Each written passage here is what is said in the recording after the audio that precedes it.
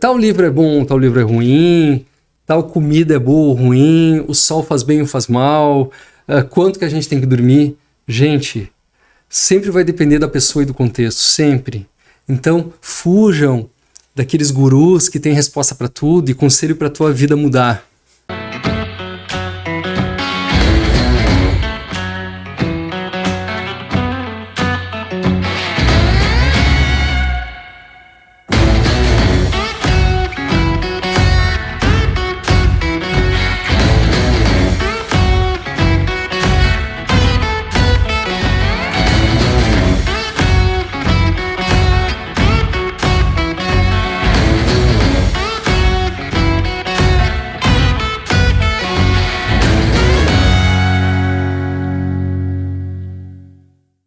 Alô, galera do Multiverso Podcast. Eu sou Marcelo Carvalho. E eu sou Andriele Freitas. O nosso convidado de hoje é o Dr. André Mosqueta. E ele vai falar bastante sobre a saúde, né? Ele é da medicina.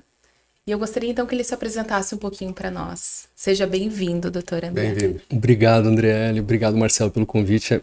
Estou muito feliz por ter um projeto assim na nossa região, de bom gosto, que está chamando pessoas de áreas diferentes.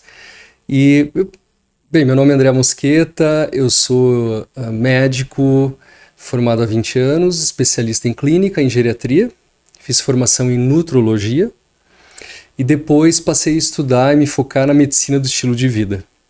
Eu sou catarinense, fui criado à base de polenta, descendente de italiano, meus antepassados vieram de Barbosa. E casei com a Bento Gonçalvense, vim para cá, tenho 2 filhos e é isso aí que eu faço. Seja muito bem-vindo. Muito obrigado. A gente fica muito contente com a tua presença porque é um assunto importantíssimo, né? Estilo de vida, embora tu seja geriatra, mesmo quem é jovem tem que começar a ter uma vida saudável desde cedo, né? Os hábitos que não são bons vão acumulando, tendo consequências, né? Então é um prazer para nós falar de um assunto tão interessante. O que é essencial, hábitos essenciais para a pessoa ter um estilo de vida saudável? Coisas que a pessoa deveria fazer para ter uma vida, uma saúde mental boa. Gostei da sua pergunta, Marcelo, quando você diz o que é essencial. Porque a gente está vivendo agora uma abundância de conselhos na internet, principalmente, do que é certo, do que é errado, do que é bom, do que é ruim.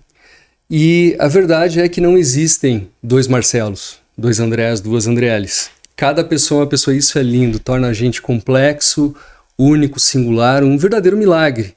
Cada um de nós é único. E quando você fala essencial, eu entendo o quê? É a base para todos. Que pode ser dito que é uma base para todos. Nesse sentido, eu posso afirmar que a nossa saúde começa a ser construída não é aos 60 anos, nem aos 40, nem aos 20 e nem ao nascimento. Ela começa a ser construída no momento da nossa concepção e provavelmente da concepção dos nossos pais e antes disso. Nós somos realmente uma construção a longo prazo. Foste muito feliz na sua colocação.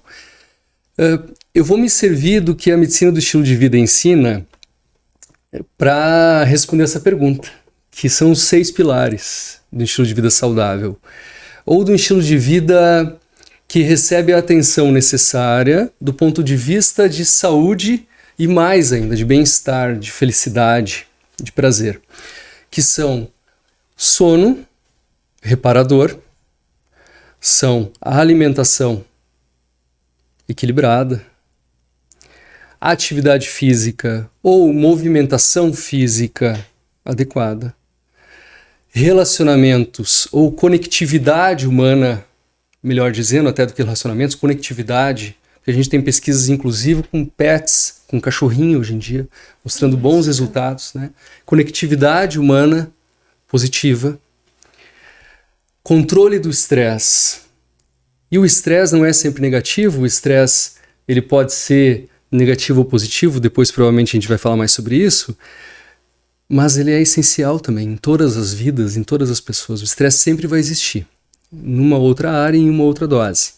E o controle, o cuidado na exposição a substâncias tóxicas, Dentre elas, os agrotóxicos, a poluição ambiental, o álcool, o tabaco e outras drogas. Então, esses 6 pontos, sono, atividade física, alimentação, relacionamentos, estresse e exposição a substâncias químicas, eu diria que é um cuidado que todos nós devemos ter. Vamos começar pelo primeiro pilar, sobre o sono.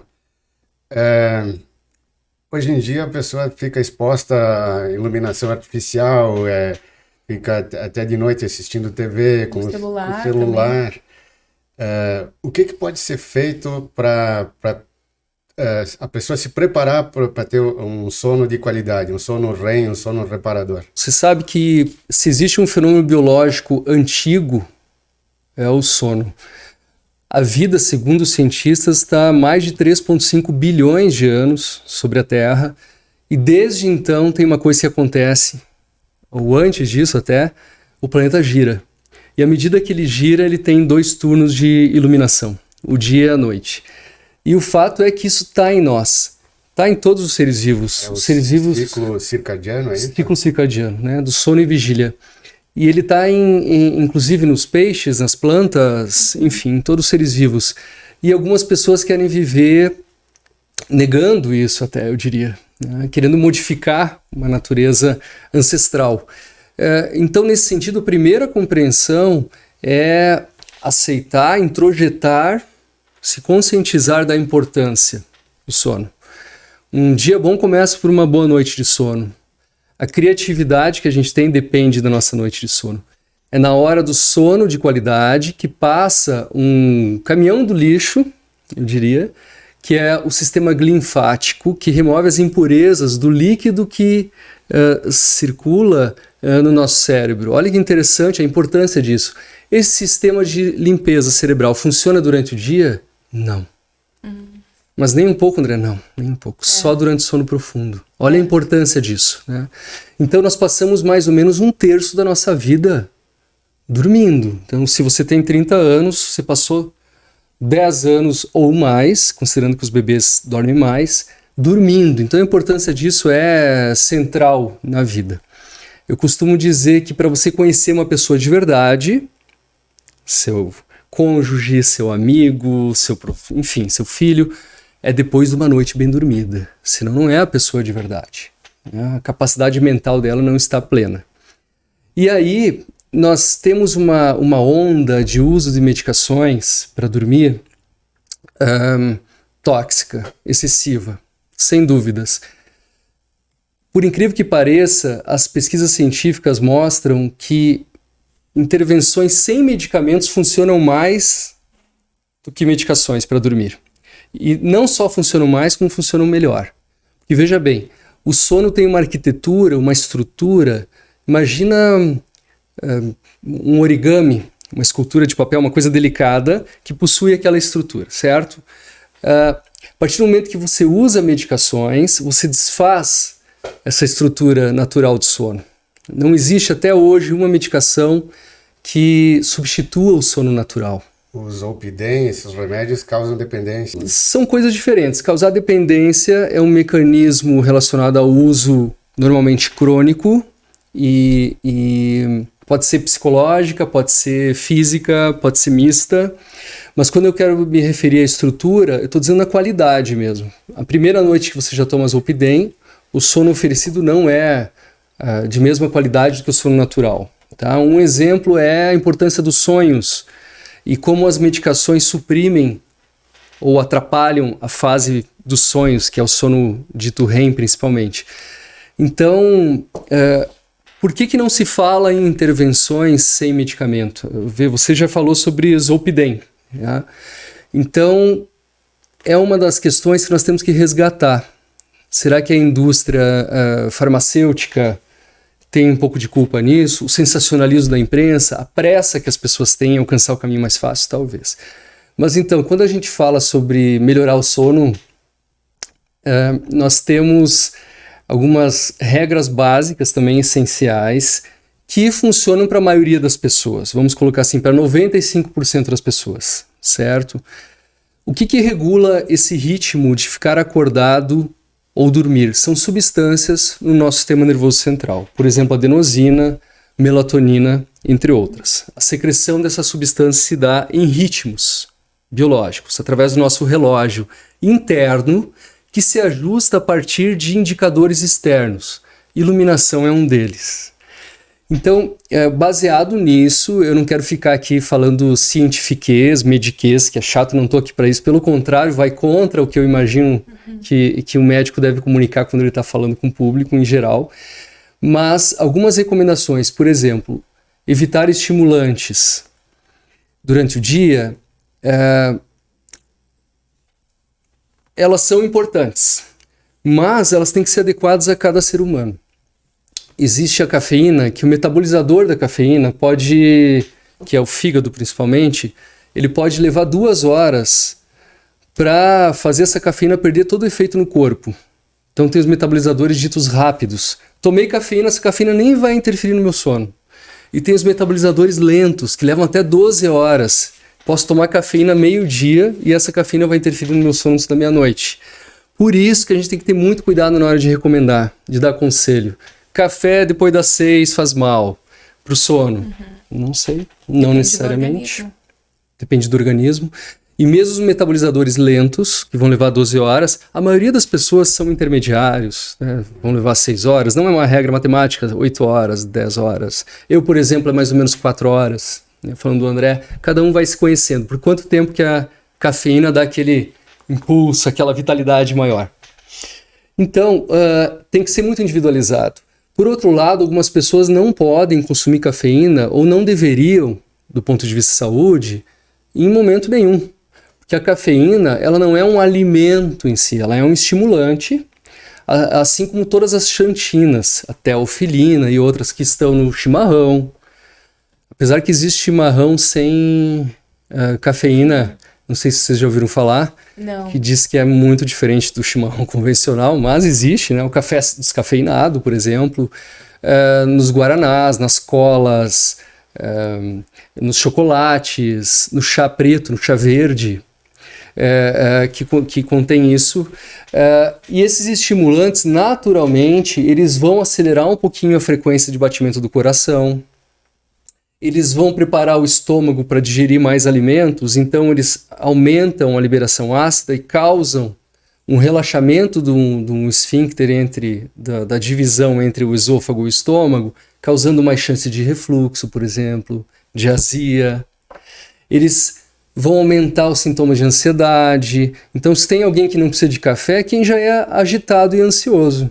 Por que uma pessoa agitada precisa tomar café? Ela quer voar, ela vai ficar mais agitada ainda. Esses dias eu vi uma pesquisa entre acadêmicos, entre universitários da área de medicina, 2% deles tomam 10 doses de café por dia. Certo? Então, olha que interessante, uma forma de avaliar o sono é sabendo quanto café uma pessoa precisa de dia. Quanto menos café precisa, provavelmente o sono foi melhor. Porque um sono adequado em quantidade e qualidade não vai deixar a pessoa com sono durante o dia. Né? Então, essa é uma das principais questões para melhorar o sono. É o uso inteligente dos estimulantes, entendeu? Outra questão é o álcool. O álcool também vai ter pessoas que metabolizam mais rápido e metabolizam mais lento. Eu, por exemplo, metabolizo mais lento o álcool. Para mim dura umas 8 horas no corpo, o efeito, dependendo da dose, claro. E dos alimentos que eu consumo junto, e a água também. Mas vamos dizer assim que não é que nem o café, dura mais o efeito do álcool. Então eu preferentemente devo ingerir o álcool ao meio-dia, quando beber bebidas alcoólicas, para não interferir no meu sono. Mas claro que é de cada pessoa. O álcool, ele dá uma sensação de aliviar o estresse, quer dizer, ele alivia o estresse, a ansiedade, e ele vai me facilitar para pegar no sono, com certeza. Só que ele desfaz essa arquitetura do sono tão importante. O que eu estava falando antes dos sonhos? Os medicamentos, o álcool, eles interferem na fase que nós temos os sonhos. E os sonhos têm uma função, a medicina tem 99%, ou a ciência da saúde tem 99% de certeza sobre isso hoje, que é uma função de fixar memórias, de preparar nossa flexibilidade mental, nossa adaptação para o ambiente, para a gente continuar vivo, para a gente desempenhar no dia seguinte. Então tu imagina que os medicamentos interferem nisso.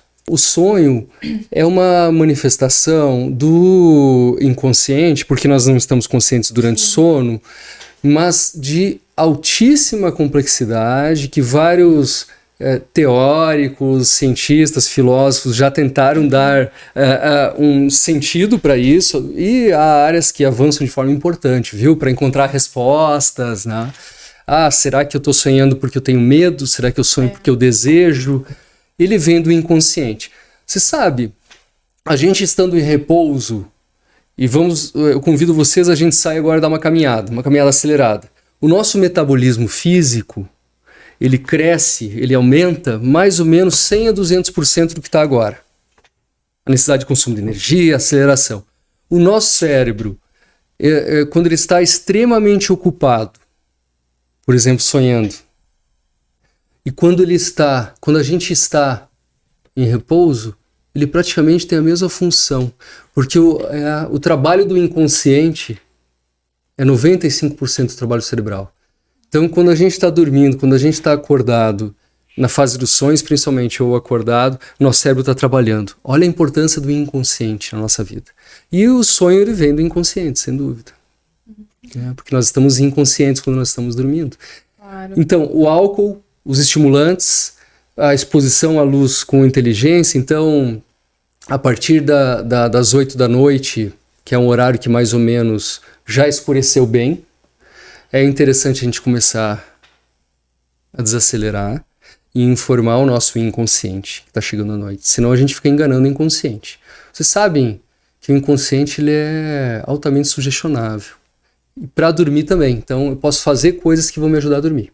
A questão daquela sonequinha depois do almoço, que os latinos ali, uruguaios, argentinos, espanhóis, têm aquele hábito de dormir um pouquinho, um sono rápido. Dizem depois que é o sono da beleza, né? Depois das refeições, depois do almoço ali. Isso é questão de cultura, hábito, faz bem? Então, as evidências científicas mostram que isso faz muito bem. Algumas considerações importantes sobre isso. Então, quando a gente acorda com um estoque de algumas substâncias que a gente vai usar durante o dia. Uma delas é o glutamato.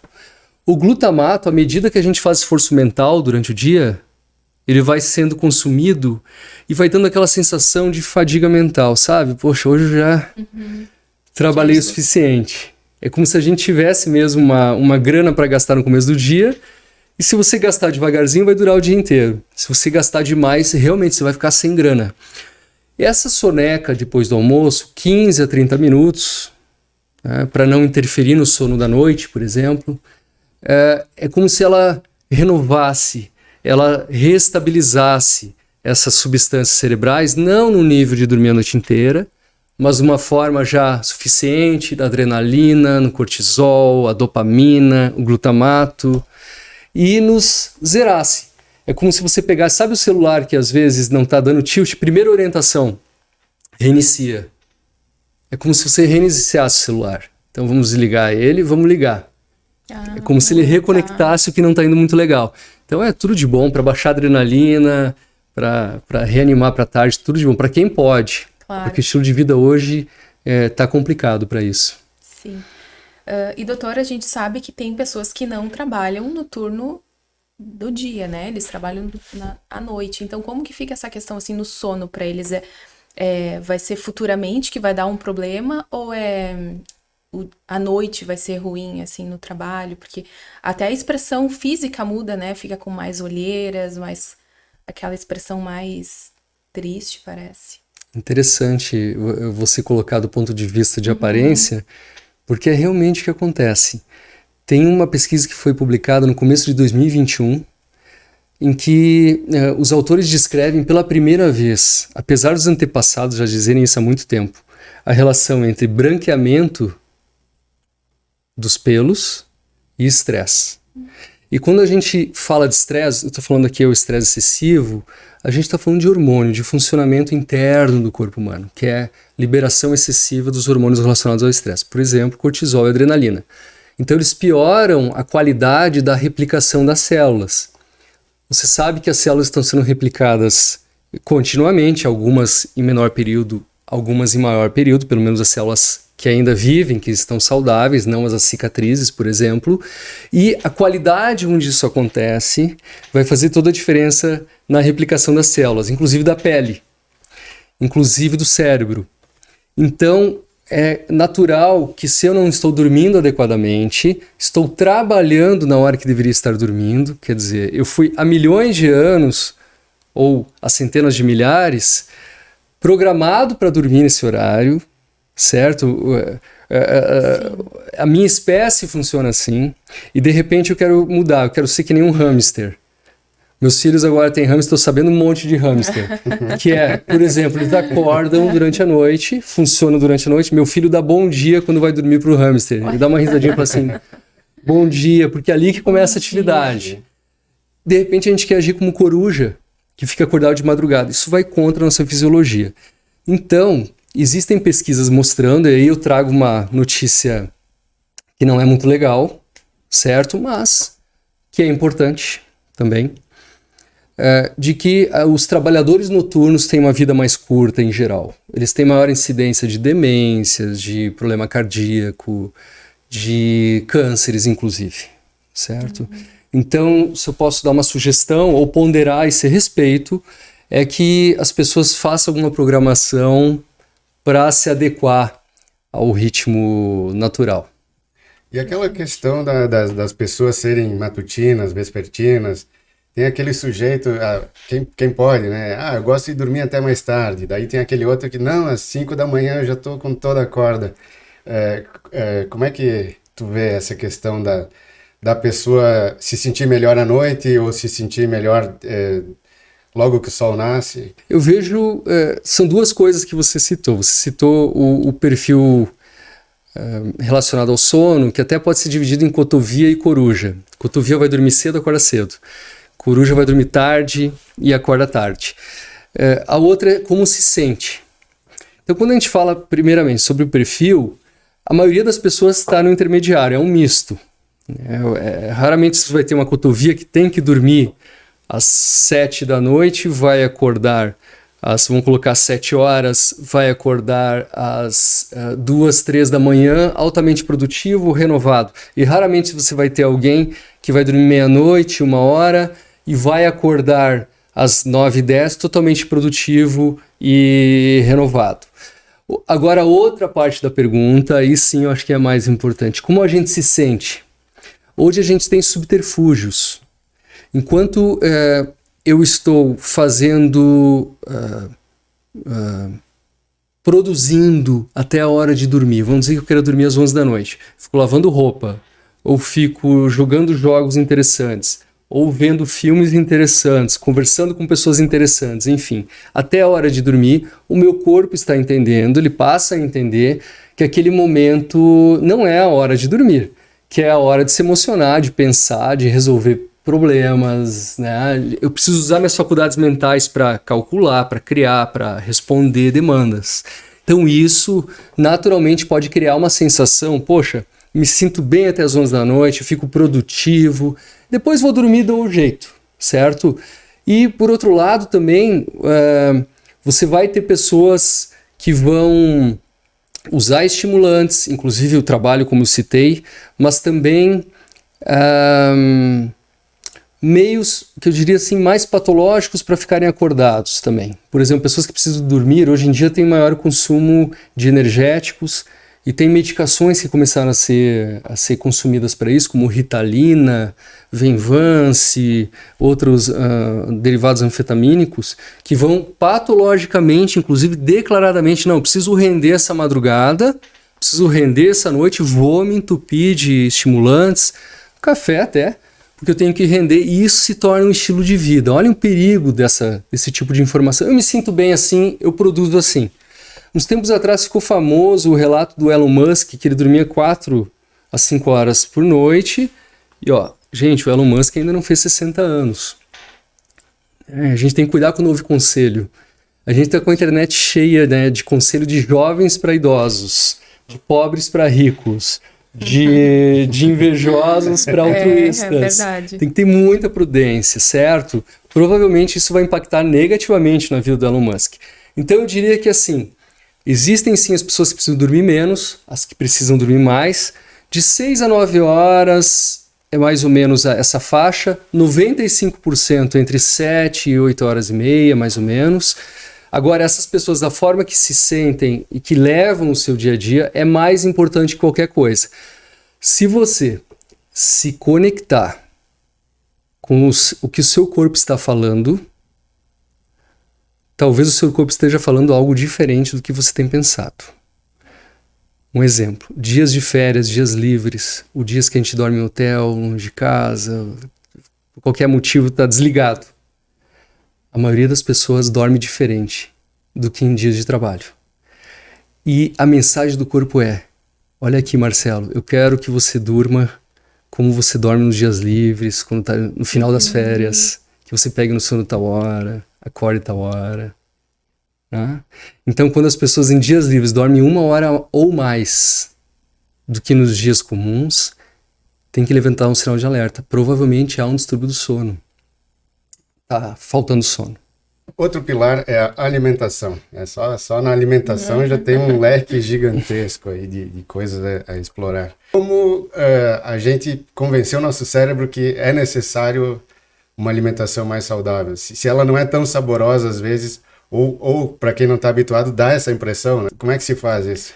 Acho que a primeira coisa a ser pensada é que por que as pessoas mudam, como a gente muda, como é que a gente se convence das coisas, como é que a gente convence o nosso cérebro. Porque para o nosso cérebro não existe batata frita ou batata cozida. Não existe brócolis. Para o cérebro, não. Ou cigarro. Não existe Marcelo ou Andriele. Para o cérebro, no final das contas, são informações que, claro, de tão múltiplas e específicas e complexas, vão formar um modelo que eu ligo ao Marcelo ou à Andriele. Mas, no fim das contas, são substâncias, são emoções que lá dentro vão comunicar o que eu vejo ou sinto quando eu encontro o Marcelo ou a Andriele. Por que eu estou dizendo isso? Porque quando a gente fala, por exemplo, em vício alimentar, se vício alimentar existe ou não, o açúcar, não consigo me liberar do açúcar, certo? Na verdade, para o cérebro, lá no final das contas, é nada mais, nada menos que uma experiência prazerosa. O açúcar não entra no cérebro. O açúcar não alcança o cérebro. Ele é metabolizado antes de chegar ao cérebro, as substâncias. Agora, toda a experiência de engolir, de enxergar o açúcar, de cheirar o açúcar, de engolir o açúcar nas suas cores, nas suas texturas, suas embalagens, seus aromas, perversos, eu diria, sedutores. Né? São memórias. São memórias que vão gerando reflexos, inclusive, no nosso cérebro. E aí toda a experiência me dá a emoção do açúcar, desde engolir, mastigar, passar pela língua e passa pela garganta, e como eu me sinto depois, é toda a experiência. Então não é o açúcar em si que vai entrar lá no cérebro e me viciar. O que vicia ou o que pede que eu repita é toda essa emoção, toda essa sensação boa relacionada normalmente ao açúcar. Você sabe que na natureza você encontra alimentos doces e encontra alimentos gordurosos. Agora, alimentos doces gordurosos, não. Então, alguns dizem que é obra do capeta, do diabo mesmo, não é de Deus. Não tem, né? Então, como se convencer? Eu diria o primeiro conselho que eu posso dar é conhecer o ambiente no qual você está inserido. O ambiente tem muita importância sobre isso. O ambiente. E nós somos conduzidos pelo ambiente, certo? As cores, essa mesa aqui de madeira, ela me dá uma sensação do quê? De conforto, de casa, de natural, certo? Ela passa uma mensagem para mim, mesmo se eu não conscientizá-la. Tá passando uma mensagem para o inconsciente, certo? Uhum. A cor da propaganda do McDonald's, que é vermelha e amarela, ela desperta meu desejo, certo? E assim por diante. E o ambiente, ele muitas vezes, ele é tido como secundário. Não, basta eu ter força de vontade, entendeu? Basta você ter força de vontade. Você quer se ajudar? Quero. Então pronto, para de comer, sei lá o que, pastel, não come mais pastel, que vai ficar tudo bem, te convence e te concentra. Tá. E aí o cara vai depois de um tempo e frequenta, sei lá, a casa da avó, da tia, que tem um pastel maravilhoso. Ou vai num bar com os amigos, todos comendo um pastel gostoso e representa. Então o ambiente é super importante. Como lidar com o ambiente? Conselho. Nós vamos perder para o ambiente, uma hora ou outra. Então, ou nós vamos modificando o ambiente aos poucos que nós vivemos, ou nós vamos aceitando que aquele pastel só vai fazer bem para minha vida. André, você está falando uma coisa dessa? Peraí, nós somos médicos, estudando nutrologia, como assim, André? Você tá louco? Você vai trazer uma heresia aqui para a onda da internet? Gente, não há comprovação científica, eu posso dizer com um grau de autoridade sobre isso, de que exista alimento que faça bem e alimento que faça mal. O que a gente sabe é que existe alimento predominantemente prazer e existe alimento predominantemente nutrição.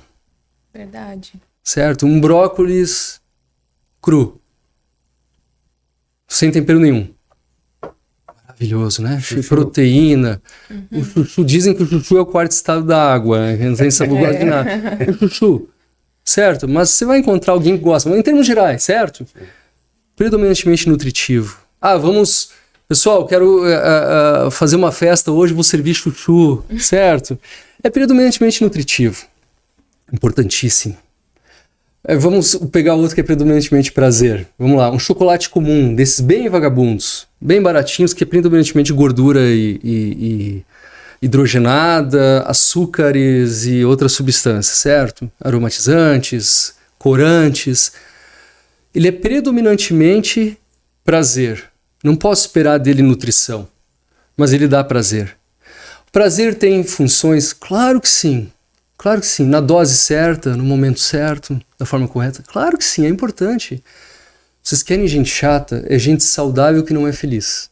Não tem, então, essa relação direta que nem alguns especialistas, entre aspas, né? Todo mundo hoje em dia na internet é especialista, né? Todo mundo entende tudo que é assunto. É muita informação e pouco conhecimento, isso aí. né? Não tem sabedoria. Não tem uma relação direta, então, entre esse alimento...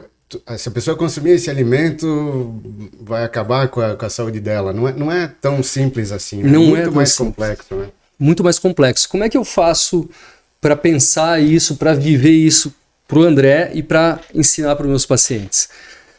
Existe a medicina, existe a comprovação molecular, existe o mundo molecular, que é o mundo de uma molécula contra a outra. Por exemplo, o ômega 3. Você vai ver a base molecular do ômega 3, é linda. Ele faz um efeito muito importante para o funcionamento do corpo humano, para a fisiologia. A vitamina D, você vai estudar ela molecularmente, olhar no microscópio. Lá é uma coisa. Agora, quando você traz isso para a vida real, para o ser humano com toda a sua complexidade, e aí eu estou dizendo o seguinte, nós não conhecemos ainda todas as moléculas, nós não conhecemos ainda todos os mecanismos. Para vocês terem ideia, um dos maiores aforismos, as maiores regras que se dizia antigamente, você é o que você come, não funciona mais, você não é o que você come. Porque entre o que você come e o que você é, existem trilhões de bactérias, que é a flora intestinal. Olha só a complexidade, a gente não sabia disso. O sistema linfático que eu citei antes, que é aquele que limpa o cérebro durante o sono, ele foi descrito há menos de 10 anos. Olha só, até há 10 anos atrás eu não sabia. As sirtuínas, que são substâncias, para quem quiser ir estudar um pouco mais, se aprofundar, foram substâncias recentemente descritas e que alteram a manifestação da nossa genética e tem a ver com um monte de coisa na vida. Olha a complexidade, gente. A gente não sabe nada, ainda sabe muito pouco, certo? O essencial. Da onde que a gente aprende isso, então? O que funciona e o que não funciona? As pesquisas com povos, com estilos de vida em grande quantidade e grande duração. Então, os moradores de Okinawa, os povos mediterrâneos, que o estudo desses povos, que são os povos mais longevos, mais produtivos que existem, mais longevos, pelo menos os antecessores, porque agora em Okinawa, por exemplo, já aumentou o índice de obesidade, porque a indústria entrou de uma forma que já era esperada.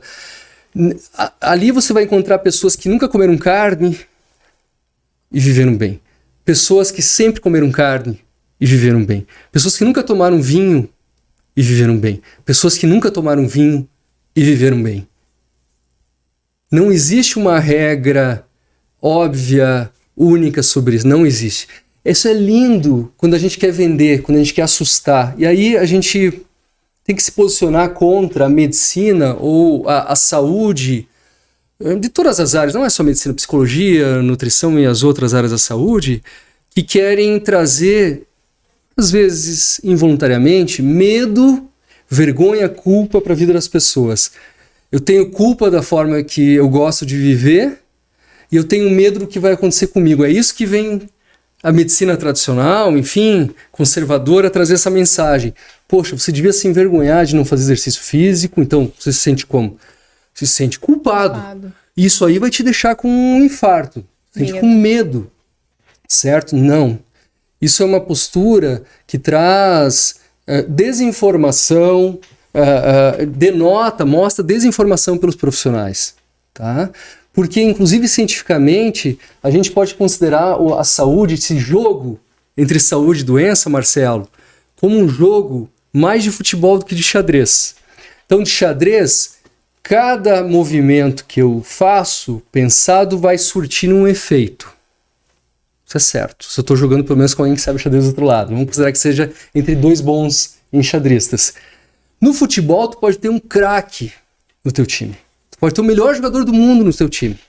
Semana passada, o PSG com Messi e Mbappé em campo perdeu. Certo? Por quê? Porque tem muito mais coisa importante. Não é só uma ou outra atitude. É o espírito do time, é o movimento, é a colocação em campo, é a vontade de ganhar, é quem está do outro lado. Não depende só de uma coisa, né? Ou de alguém. Né? Exato. Então, até é interessante, antes você fez uma pergunta, como é que eu posso convencer o meu cérebro? Então, como é que eu posso convencer o meu time a ganhar ou fazê-lo ganhar? Certo? Eu tenho que trabalhar em todas as áreas, é no meu ambiente. Então, dormindo bem, comendo bem, me exercitando bem, me relacionando bem, controlando o estresse, evitando a exposição a tóxicos, né? A maior chance do meu time ganhar. Agora, tem vezes que com o melhor time do mundo, eu vou perder o jogo. Por quê? Porque tem doenças genéticas, graças a Deus, é a minoria dos casos. Menos de 10% dos casos são doenças genéticas firmes, fortes e irreversíveis, certo? Às vezes pode acontecer desde a infância. Mas em 80% das vezes, mais ou menos, a gente pode fazer esse time vencer, entendeu? Então é interessante porque quando a gente fala em alimentação é muito dado a vender produtos. A indústria alimentar no Brasil faturou no passado mais de R$1 trilhão, a do Brasil. Mais de R$1 trilhão. E quando eles vão decidir como é que vai ser a embalagem, os sabores não estão nem aí para a saúde no geral, certo? A maioria não está nem aí para o nosso colesterol, para a nossa glicose, enfim. Eles querem vender, querem que você compre. É muita coisa artificial, né? E é muito dado a isso a alimentação, a pegar as pessoas pelo medo. Mas a gente tem do outro lado a indústria da falsa saúde, que é quando você vai na farmácia hoje em dia e você pode ter uma crise de labirintite de tanta opção de vitamina D3, de ômega 3 e não sei o que mais 3, porque é muito dado o medo, a insegurança, a culpa faz as pessoas consumirem algo que contrapõe a isso, certo? Mas não há evidências científicas que as coisas funcionem assim.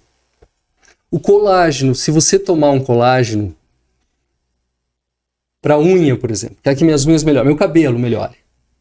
Quando você ingere esse colágeno, ele vai passar pela sua saliva, enfim, pela mastigação. Ele vai passar por todo o processo digestório do estômago. No começo do intestino, vai começar a ser absorvido esse colágeno. E para onde que ele vai? Então nós temos bilhões, centenas de bilhões de células no corpo, quiçá trilhões. Para onde que esse colágeno, essas pequenas moléculas que chamam peptídeos, vão? Eles vão primeiro para onde teu corpo está precisando de cicatrização e renovação. Então se machucou um pouquinho, ou algumas células estão se trocando, estão se renovando. Então nós temos o fígado, todas as células intestinais, nós temos a pele, nós temos o cérebro, o olho, todas as partes do corpo estão se renovando continuamente, certo? E aí você quer que os seus cabelos melhorem, Só que você não tem uma alimentação equilibrada, o básico da sua vida você não está fazendo. Segundo, que horas que vai acontecer a substituição desses cabelos ou da raiz dos cabelos? Principalmente durante sono de qualidade. Aí você não está dormindo bem. Então, percebam que é só um detalhe, é uma perfumaria esse colágeno, né? Às vezes a pessoa está, sei lá, mal vestida, mal feita, está toda descuidada e vão passar um perfume. Que nem passar um perfume num mendigo que está mal cuidado, entendeu? Então, não é tão simples e é muito dado a elucubrações, a conceitos, a raciocínios precipitados. Com todo o respeito que eu tenho para os profissionais que falaram, vão falar nesse microfone, nos podcasts da vida, que eu procuro me manter atualizado nisso também, nas páginas do Insta, do Face, tá? Mas nós precisamos mudar um pouco o discurso, viu? Como se pensa a saúde. Eu vejo alguns exemplos de pessoas que eu conheço. A gente estava falando de longevidade, os povos de Okinawa. Aqui a gente tem um município vizinho, onde o pessoal vive bastante também, Veranópolis. Eu conheço pessoas que, por exemplo, eu tenho um parente, ele tem uns 80 anos, e os hábitos dele não são, entre aspas, saudáveis, né? Ele fuma, ele bebe, mas eu vejo que ele tem saúde, porque a cabeça dele funciona, ele é alto astral, ele se diverte, ele faz coisas. Eu acredito que isso tem uma grande influência na longevidade também, né? A pessoa, ao invés de ser depressiva, ao invés de encarar a vida vendo o lado negativo, o pensamento positivo ajuda muito, né?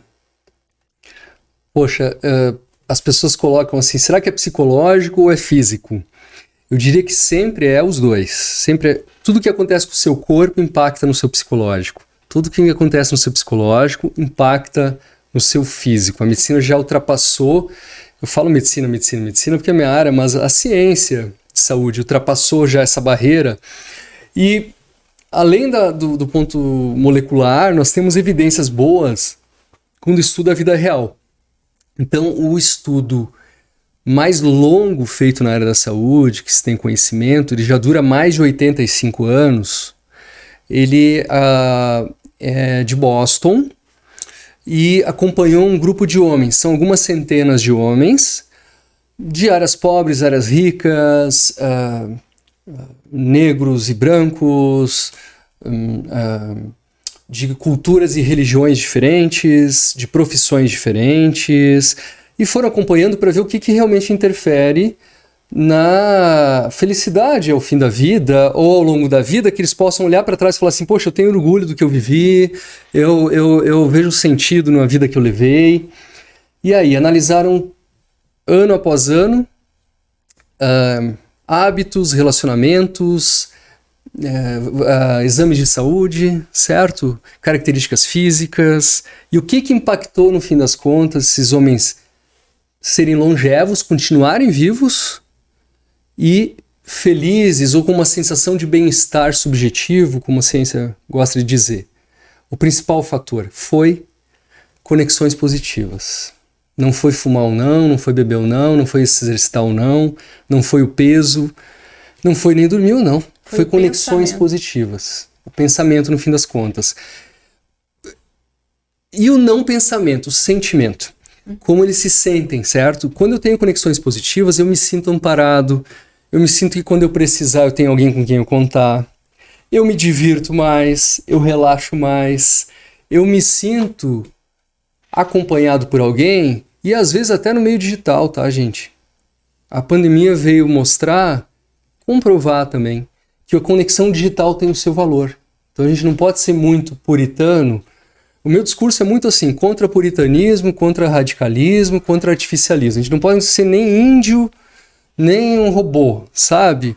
Tem um meio termo. Então, inclusive a conexão digital, ela pode ser muito legal. Quando eu olho alguém no digital e ele está me olhando, também a gente se conectou. Tem a mesma qualidade que a conexão pessoal? Provavelmente não. Também não consegue nem fazer o mesmo mal, né? Mas tem o seu valor. Então, as conexões são centrais na vida. As pessoas sabem que precisa ter um pensamento positivo, que elas têm que ver a vida com outros olhos, mas tem situações em que a gente, por exemplo, quer mudar o outro e não tem como mudar o outro. Por exemplo, pessoas tóxicas. A pessoa convive com uma pessoa tóxica no trabalho e não tem como sair daquele trabalho. Ou tem uma pessoa tóxica na família. Como a pessoa deve agir para que isso não nos prejudique, já que a gente não pode mudar o outro? E você é obrigado a conviver, com essas relações tóxicas. Então, a gente pode mudar o mundo, ou as pessoas não tem como mudar o mundo. Na medida que a gente gostaria, pelo menos. Mas nós podemos mudar o nosso mundo interior, nossa mente, sim, com certeza, muito. Algumas áreas é mais difícil, vai levar mais tempo, é mais árduo, outras mais simples, mas tem como mudar isso. Então, nesse caso, quanto mais você investir na sua saúde mental, na sua saúde emocional, melhor, para não se contaminar com esses fatores negativos. E existem questões de relacionamento que podem ser utilizadas para tentar ajudar esse camarada, essa camarada que está do outro lado, e que ela não tem a menor noção do mal que ela faz para as pessoas ao redor, às vezes. Às vezes ela é vítima do próprio inconsciente, a gente falou algumas vezes do inconsciente, nós somos coordenados pelo nosso inconsciente, e o inconsciente dessa pessoa está o quê? Está infeliz, está agredido, sabe aquela história, a fera foi ferida. Geralmente aconteceu uma coisa ruim com ela, que não estava bem organizada, e a forma de se manter viva é compartilhando, despejando de uma forma ou outra, fazendo os outros se sentirem parecido com como ela se sente. Então, ela acaba contaminando negativamente quem está ao seu redor de forma inconsciente, de forma instintiva, é a forma de se preservar. Então, de antemão, eu posso entender que essa pessoa, na verdade, está precisando de ajuda e pedindo ajuda de alguma forma ou outra. Cabe a gente ajudar os outros? Não, também, não é a nossa função, certo? Se a gente viver uma vida assim, até a gente pode tentar ou conseguir, mas não pode ser o foco da nossa vivência, porque às vezes a gente não vai conseguir, é altamente frustrante, e às vezes a gente vai ter que passar sobre nós mesmos, e isso faz muito pouco sentido em termos de bem-estar, de saúde, de vida, inclusive de espiritualidade. Quando Jesus diz, amará o próximo como a ti mesmo. Não é amará o próximo como tu amas ao próximo. Sim, ou anterior. É como a ti mesmo. Então, como que a gente pode nos armar? Ou... acho que armar não é uma palavra boa, porque é rígida. Como a gente pode nos proteger, diminuir os efeitos das pessoas tóxicas em nós? Então, fazendo esse autocuidado, do estilo de vida, eu acho que é básico. Quando a gente dorme melhor, a gente está mais paciente, certo? Alimentando, nutrindo as nossas emoções como alguém que cuida de um bom amigo. Sabe quando a gente cuida de um bom amigo? Um bom amigo pode cometer uma atrocidade. A gente vai provavelmente passar um paninho para esse amigo. Falar assim, isso aí, qualquer um faz isso, você é humano, você errou, quem nunca errou? Certo? Agora com nós a gente tem uma tendência a se tratar mais pro lado negativo julgando, e crítico, né? Julgando. Então se tratar com um bom amigo quer dizer o quê? Eu estou cansado, o que eu preciso fazer? Descansar. Enquanto eu não descansar, eu vou agir como alguém que está cansado. Eu estou mal alimentado, então o que eu preciso? Pular a refeição? Não, preciso comer. Estou com fome? Preciso fazer dieta? Não, quando eu estou com fome não é um momento de dieta, é um momento de comer. Certo? Eu estou me exercitando? Não, eu preciso me exercitar. Eu preciso me aconselhar. Às vezes se dá um abraço. Até no mundo físico, se dá um abraço. Parece coisa de maluco, mas não. Eu me amo, eu vou me tratar bem. E às vezes, Marcelo, não há solução a não ser se afastar. Se eu não posso me afastar hoje, eu já começo a programar. Daqui 6 meses, 1 ano, eu posso sair da presença dessa pessoa. Agora, finalmente, na resposta, como ajudar essa pessoa? Como é que eu posso tentar ajudá-la? Eu diria que a partir do momento em que eu não me violento e não violento aos outros, eu passo uma mensagem de não violência no lugar onde eu estou. Certo? Você pode chegar violento comigo. André, tu é um mala, né, André? De novo aconteceu tal coisa. Uma forma agressiva. Se eu não me violento e não lhe violento, eu vou lhe tratar com gentileza. vou me tratar com gentileza e vou dizer assim, poxa, você realmente pensa isso? Você vê, eu penso um pouco diferente, eu vejo tantas qualidades em você. Então isso, com o tempo, água mole em pedra dura, tanto bate até que fura. Claro, tem casos que são incuráveis mesmo. A gente também não pode ser um idiota, né, que fica comprometendo a nossa vida numa relação ou num ambiente absolutamente tóxico. Então, o meio termo. E a questão do exemplo vai nessa linha, né? O pai passar um bom exemplo para o filho. E ao lidar com essas pessoas difíceis, aí, se a gente der o exemplo de bondade, de pensamento positivo, de repente a gente contamine a pessoa. Às vezes, que nem tu falou, às vezes a gente quer ajudar, mas a gente não tem como, a pessoa não quer se ajudar. A gente chega à conclusão que só está perdendo tempo. Mas o nosso comportamento, o nosso exemplo, de uma forma ou de outra, acaba afetando essas outras pessoas, né? Sim, muito. Você falou em filho, por exemplo, com certeza, mas o exemplo contamina ao longo de meses a anos. Então, eu vou começar a mudar hoje, eu espero hoje que a pessoa do outro lado mude. Não. Ou uma semana, provavelmente não. O exemplo contamina nos momentos de fraqueza da outra pessoa. O momento que a outra pessoa fala assim, bah, eu só me dou mal, será que tem alguma coisa errada? É nesse momento que ela precisa ver teu exemplo. É que nem propaganda. Quando é que a gente vê propaganda de funerária, por exemplo?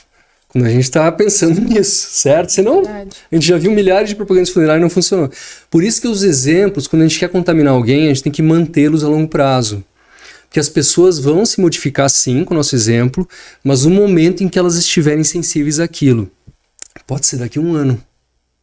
Pode demorar. Então a gente tem que persistir no nosso caminho.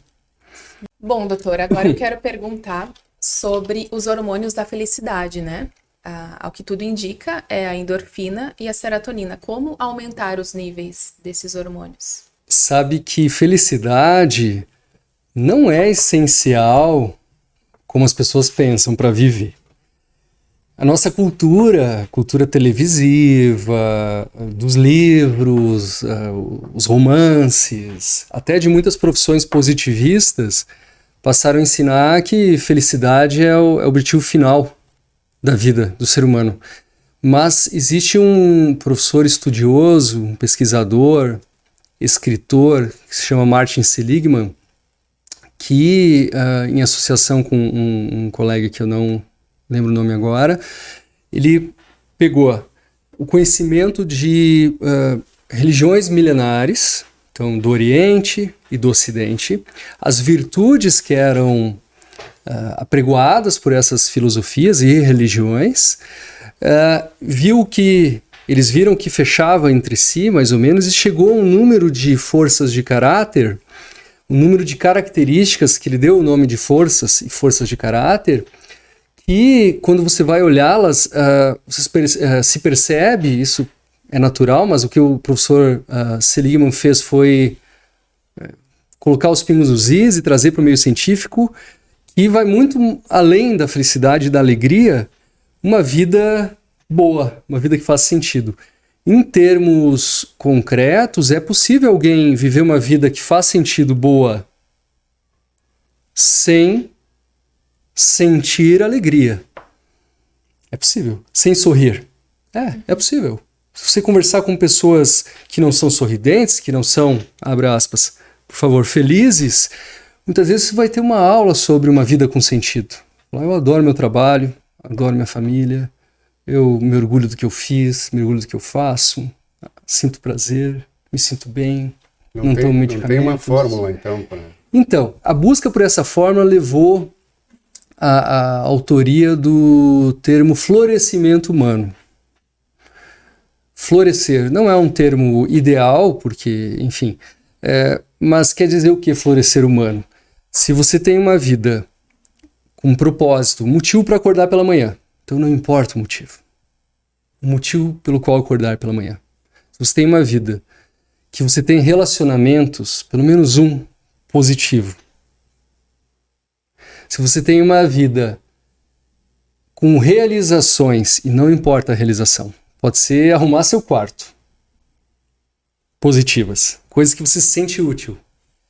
Se você tem uma vida com atividades que tragam a sensação de engajamento. O que é a sensação de engajamento? Engajamento é eu estar falando com vocês aqui 1 hora e parecer que foi 5 minutos. Engajamento é aquilo que te abstrai, que pode ser um esporte, pode ser conversar, um trabalho, que é aquilo que tu te encontra, tu entra num fluxo. Você olha onde é que eu estava. Tá? E finalmente, o 5º elemento. Se você tem uma vida com emoções positivas, pode-se dizer que você floresceu como ser humano. Você floresceu. E emoções positivas, a lista é muito maior do que felicidade ou alegria. Tem gratidão, generosidade, compaixão, esperança, otimismo, perseverança e uma série de sensações diferentes. Então, primeira coisa que eu queria falar, inclusive ontem foi o Dia Internacional da Felicidade,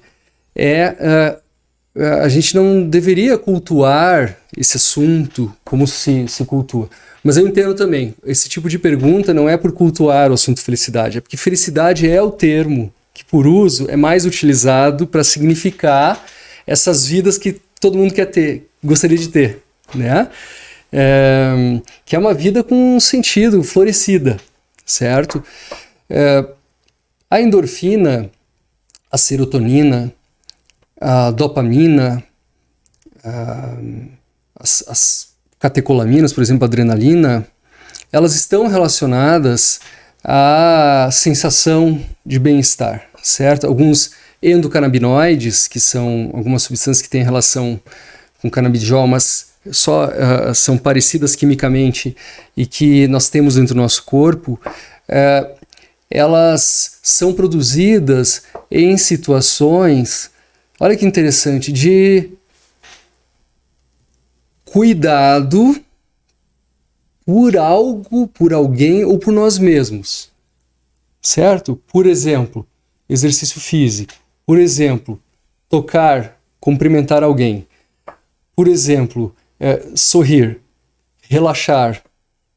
Tá?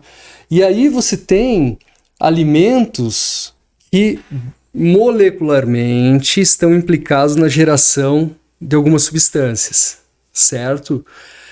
Quer dizer que comer esses alimentos vai nos deixar mais felizes ou menos felizes, ou não comê-los vai deixar menos felizes? Não é simples assim. Graças a Deus, não existia chocolate até alguns milhares de anos atrás e as pessoas podiam ser felizes antes do chocolate ter sido inventado. Não é só um ou outro alimento que contém uma ou outra substância essencial para a nossa vida, certo? Uma alimentação equilibrada com proteínas, com carboidratos, com gorduras e com alimentos funcionais, vitaminas, sais minerais, uma alimentação colorida, mais natural, de desembalar menos, aquela velha história, né? Descascar mais, ela contém o que a gente precisa para viver. Claro, isso é muito individual, mas para mim, eu posso comer tal coisa, para mim, eu posso fazer tal esporte, para mim é bom, aí é uma coisa de você avaliar a si mesmo e talvez na presença de um profissional da sua confiança que entenda dessa área.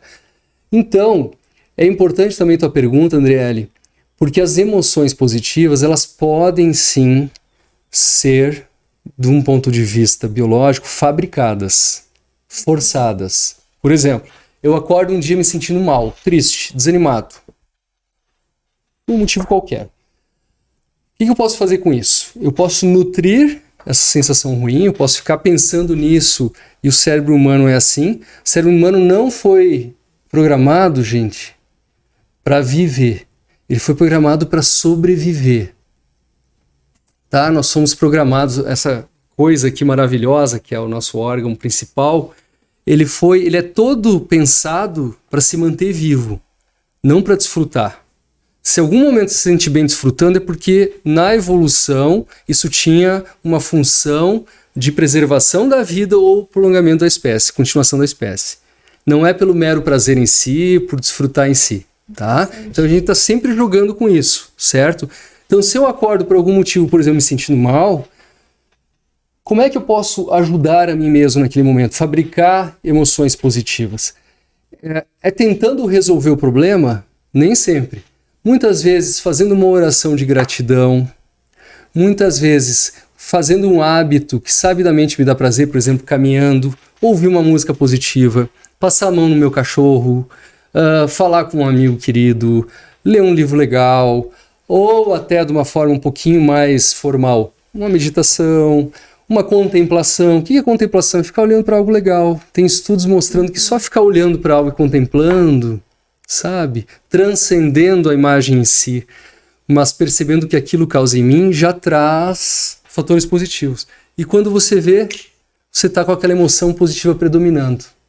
Você vai aprendendo, isso tem um nome, isso é inteligência emocional, é autocompaixão. Nós não precisamos ser escravos das emoções, nós sempre vamos ter emoções. Sempre, sempre. Não tem como uma vida sem emoção. Mas nós não precisamos ficar sofrendo com elas. Nós podemos aprender a lidar com elas, usar elas a nosso favor. Com certeza. Gostei muito da sua pergunta.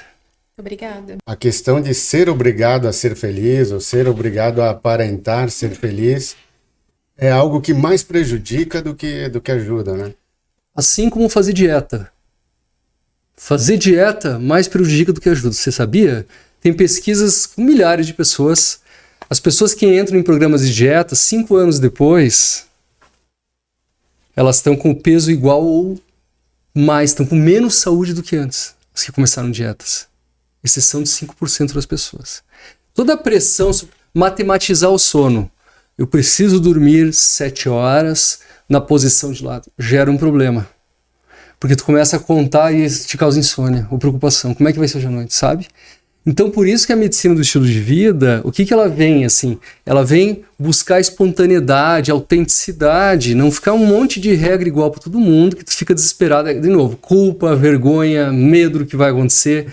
Mas você, aos poucos, com modificações que estejam sintonizadas com você, no seu ambiente, na sua forma de reagir ao seu ambiente, nos seus hábitos, você vai se transformando. Isso é lindo. Você vai florescendo aos poucos, sem perceber.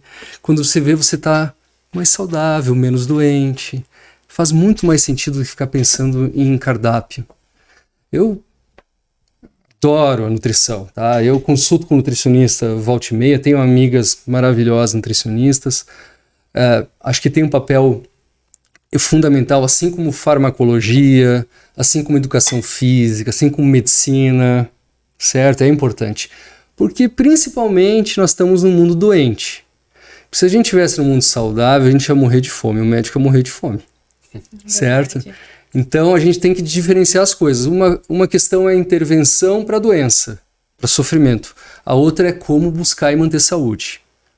Para buscar e manter saúde, essa tua pergunta é muito inteligente. Eu achei, assim, muito legal.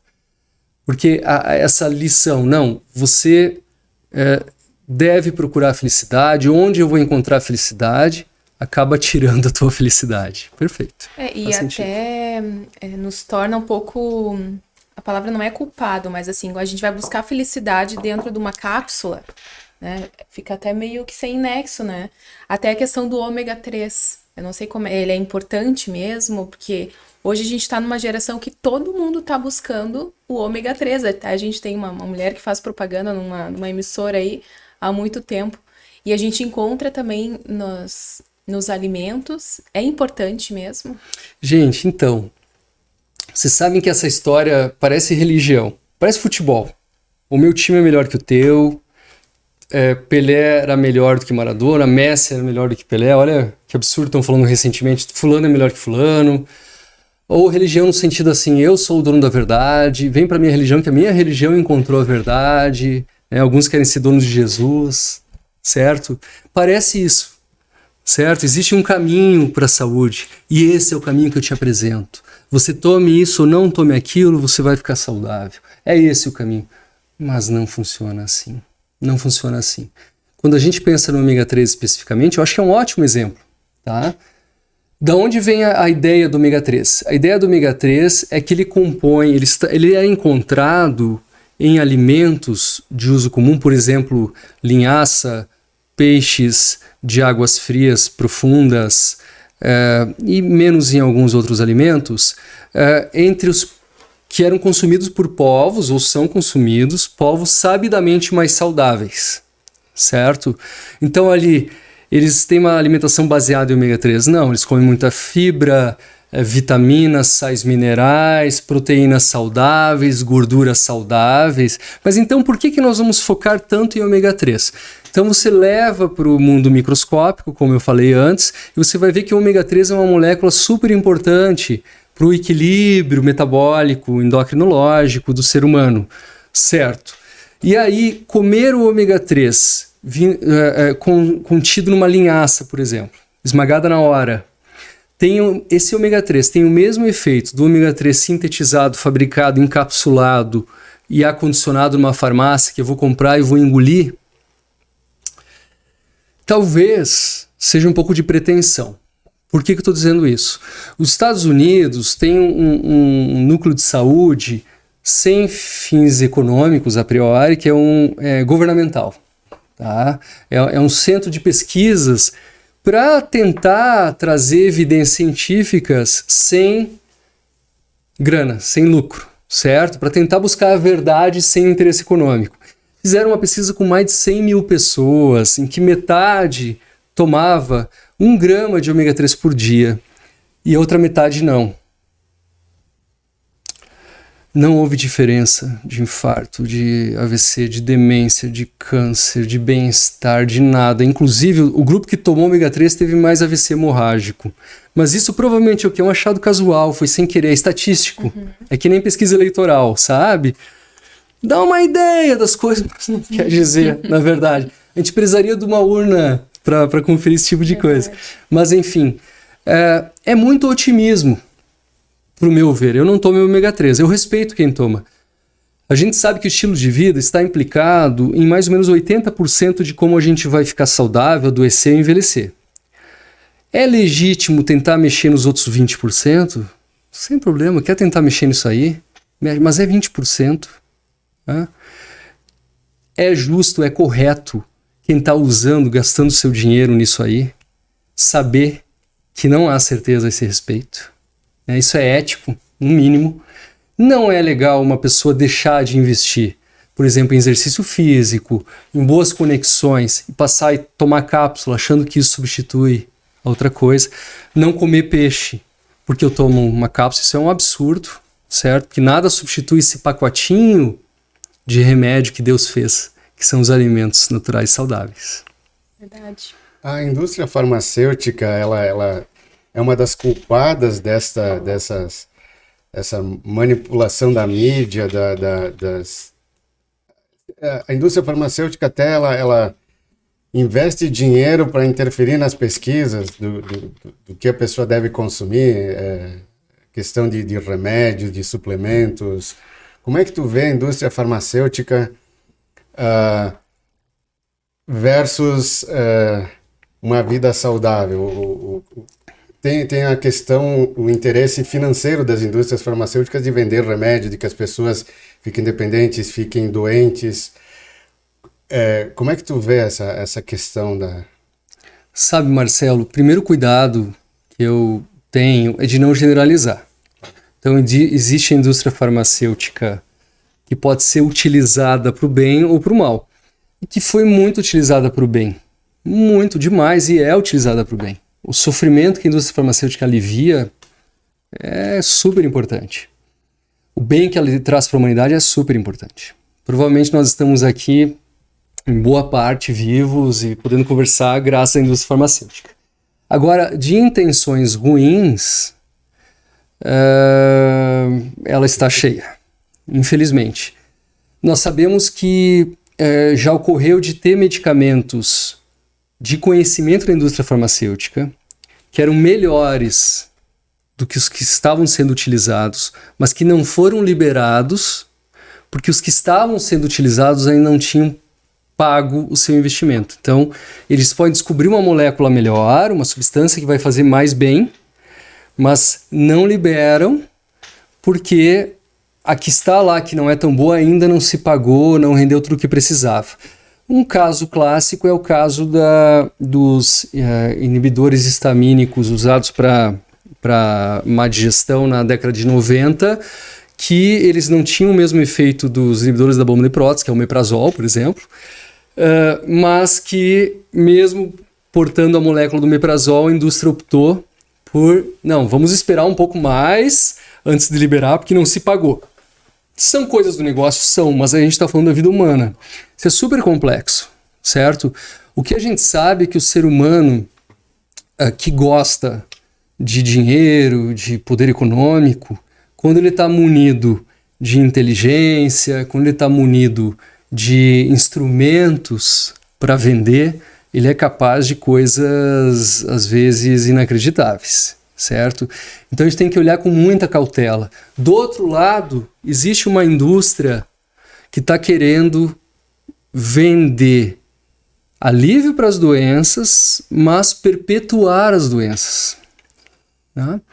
Então, a partir do momento em que eu entendo diabetes, por exemplo, como uma doença que tem um monte de tratamento hoje em dia, graças a Deus, a diabetes é altamente prevenível, altamente controlável, sem nenhuma medicação. Inclusive, em alguns casos específicos, selecionados, ela pode ser revertida, controlada, sem uso de medicação. Quantas vezes você ouve falar disso? Quantas vezes você ouve as pessoas fazerem isso? É muito mais fácil tomar um remédio, comprar lá na farmácia, do que melhorar o estilo de vida. Então, eu acho que é legítimo, essa é uma questão do mercado de capital, só que não é o meu trabalho. Eu sou médico e eu quero trabalhar em saúde, empoderamento ou independência da parte dos meus pacientes, que eles saibam e se emancipem como seres humanos. Quer dizer, eu controlo a minha vida, eu sei o que eu estou fazendo, as escolhas que eu estou fazendo. Faz sentido tomar ômega 3 para você? Olha, se faz, legal, você tem grana, não tem contraindicação, toma legal. Você se vê tomando para os próximos 40 anos uma cápsula todos os dias e baseando nisso uma expectativa positiva? Vê, então continua tomando, ok, não há problema, cada um tem o seu caminho, não lhe faz mal. Um médico costuma aconselhar isso. Mas lembra que existe uma indústria do outro lado que está adorando o que você está tomando e recomenda para as outras pessoas. Lembra disso. Ainda na indústria farmacêutica tem a questão das vacinas. As vacinas salvaram a humanidade, são importantes, leva anos para desenvolver uma vacina, elas são testadas. Só que agora o que a gente viu na pandemia deu a impressão, né, ao menos a gente tem essa impressão, que houve um exagero na questão de segunda dose, terceira dose, quinta dose, 15ª dose. Eles apressaram as pesquisas para liberar as vacinas. E isso é ruim também, né? O que tu acha? Quando a gente fala em vacinas, a gente está falando de uma questão social pública. Até o novo Código de Lei de Trânsito, muito pouca gente usava cinto de segurança. Eu cresci sem usar cinto de segurança. Meus pais me levavam para viagens longe. Gente, eu não sou também um exemplo tão ruim. Acho que a maioria das pessoas não usava cinto de segurança na década de 80 e 90, certo? Nunca nos acidentamos. Nunca precisei de cinto de segurança. O pessoal andava atrás, né, também. Não era nem dentro do carro, às vezes era na caçamba. Eu viajo muito. Tô toda hora viajando. Eu já me acidentei. Graças a Deus, sou grato por até hoje não ter me acidentado. Precisava ter usado cinto de segurança olhando hoje? Não precisava ter usado cinto de segurança. Agora, em termos populacionais, se a gente pegar um grupo de milhares de pessoas, ou milhões, usar cinto de segurança melhorou o mundo? Muito. Tem muito mais gente sem precisar usar fralda e sonda, porque está lá restrito a um leito. Tem muito mais gente com as suas pernas ou com a sua sanidade mental graças ao cinto de segurança. Então eu posso recomendar, ou posso parar de usar cinto de segurança sob o meu risco? Até posso, mas quem vai arcar com as consequências de eu me acidentar e ficar doente? A sociedade. A minha esposa, a minha família, os meus vizinhos, os meus familiares, o sistema de saúde, certo? E eu posso demandar muito sofrimento da sociedade a longo prazo. Com as vacinas, a gente pode fazer uma analogia. Existem algumas vacinas que sabidamente podem dar efeitos colaterais. Então a gente tem que comparar com o risco de ter a doença. Se essa vacina é para ter uma Covid mais leve, certo? Eu tenho que comparar o risco de fazer a vacina com o risco de pegar uma Covid mais grave. Se eu não fizer a vacina, eu vou ter uma Covid mais grave.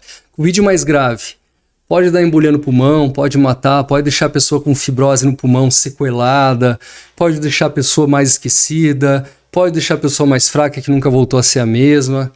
Pode. Então eu estou assumindo um risco ao não fazer a vacina de correr outras situações diferentes de fazer a vacina. São tudo questões de riscos. O que eu recomendo? Em termos individuais, fale com o seu médico de confiança se tu tem essa dúvida. Em termos populacionais, façam a vacina. Senão a sociedade não vai sobreviver, os hospitais, nós como sociedade em todo. Vê a complexidade, vê como a gente não pode ser radical, a gente não pode ser fanático, não pode ser puritano ao mesmo tempo, muito artificial. Tem os dois lados. É o meio termo, é o confucionismo, o budismo, o caminho do meio. Né? Em saúde também. Então a gente tem que trazer essa mensagem. Eu vou começar de novo essa frase. É legal a gente levar a mensagem do caminho do meio para a saúde também, da sabedoria. Não adianta ter muito conhecimento sem saber utilizar. Qual que é a diferença? Conhecimento a gente acumula, tem um monte. Sabedoria a gente unir o que a gente sabe, que pode ser pouquinho, mas decidir bem. Então você tem sabedoria entre pessoas que nunca estudaram.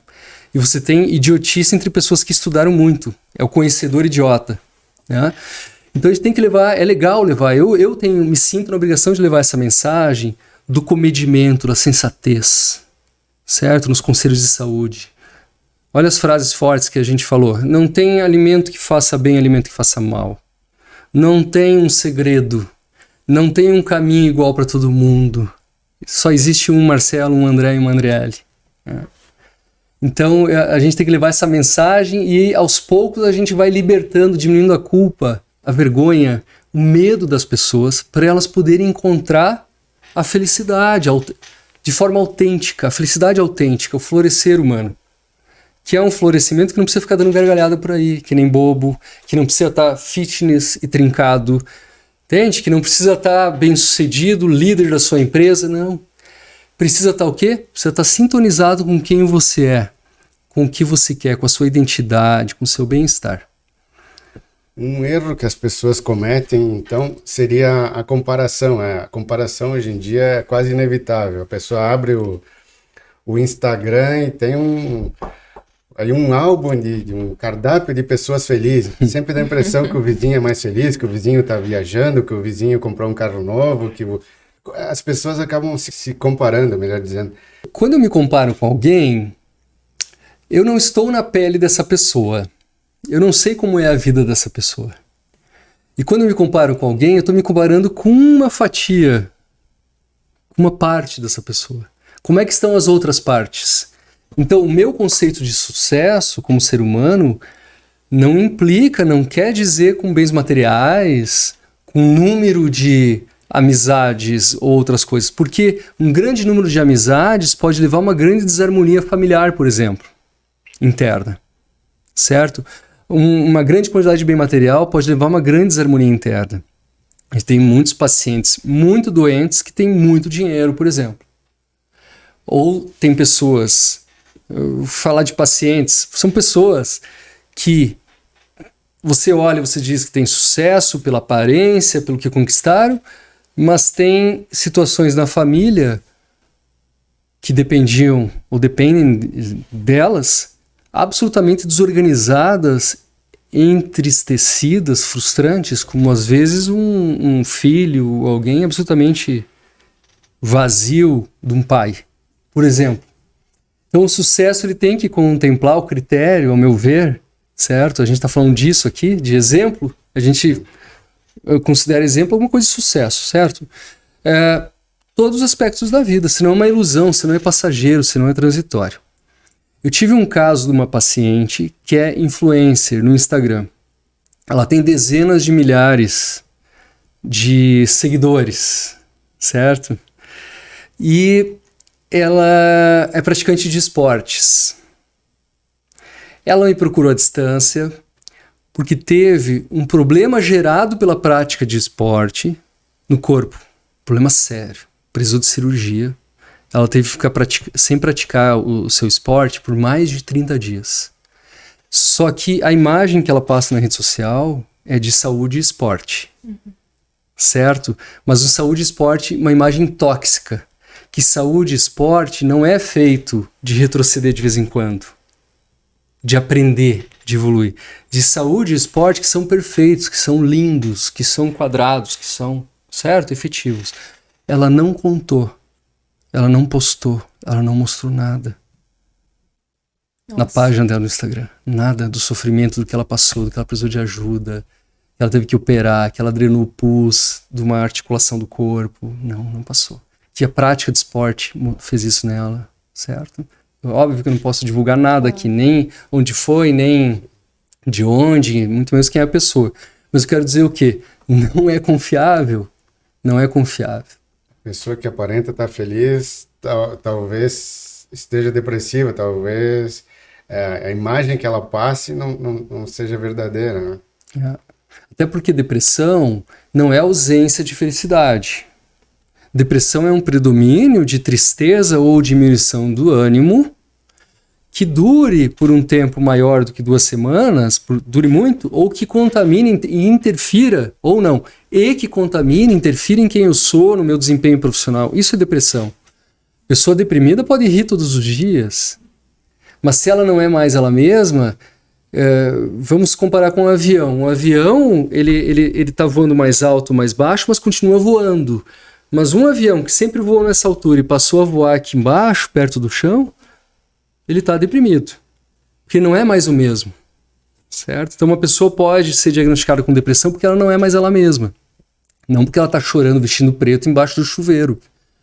Certo? Ela pode ser uma pessoa que parece legal, adequada, que rende, mas ela não está legal. Não é mais a mesma. Tem alguma coisa que não está organizada. Depressão é um assunto muito sério. O tratamento para depressão ele é muito mais que medicamento. Todo mundo sabe disso, no fundo.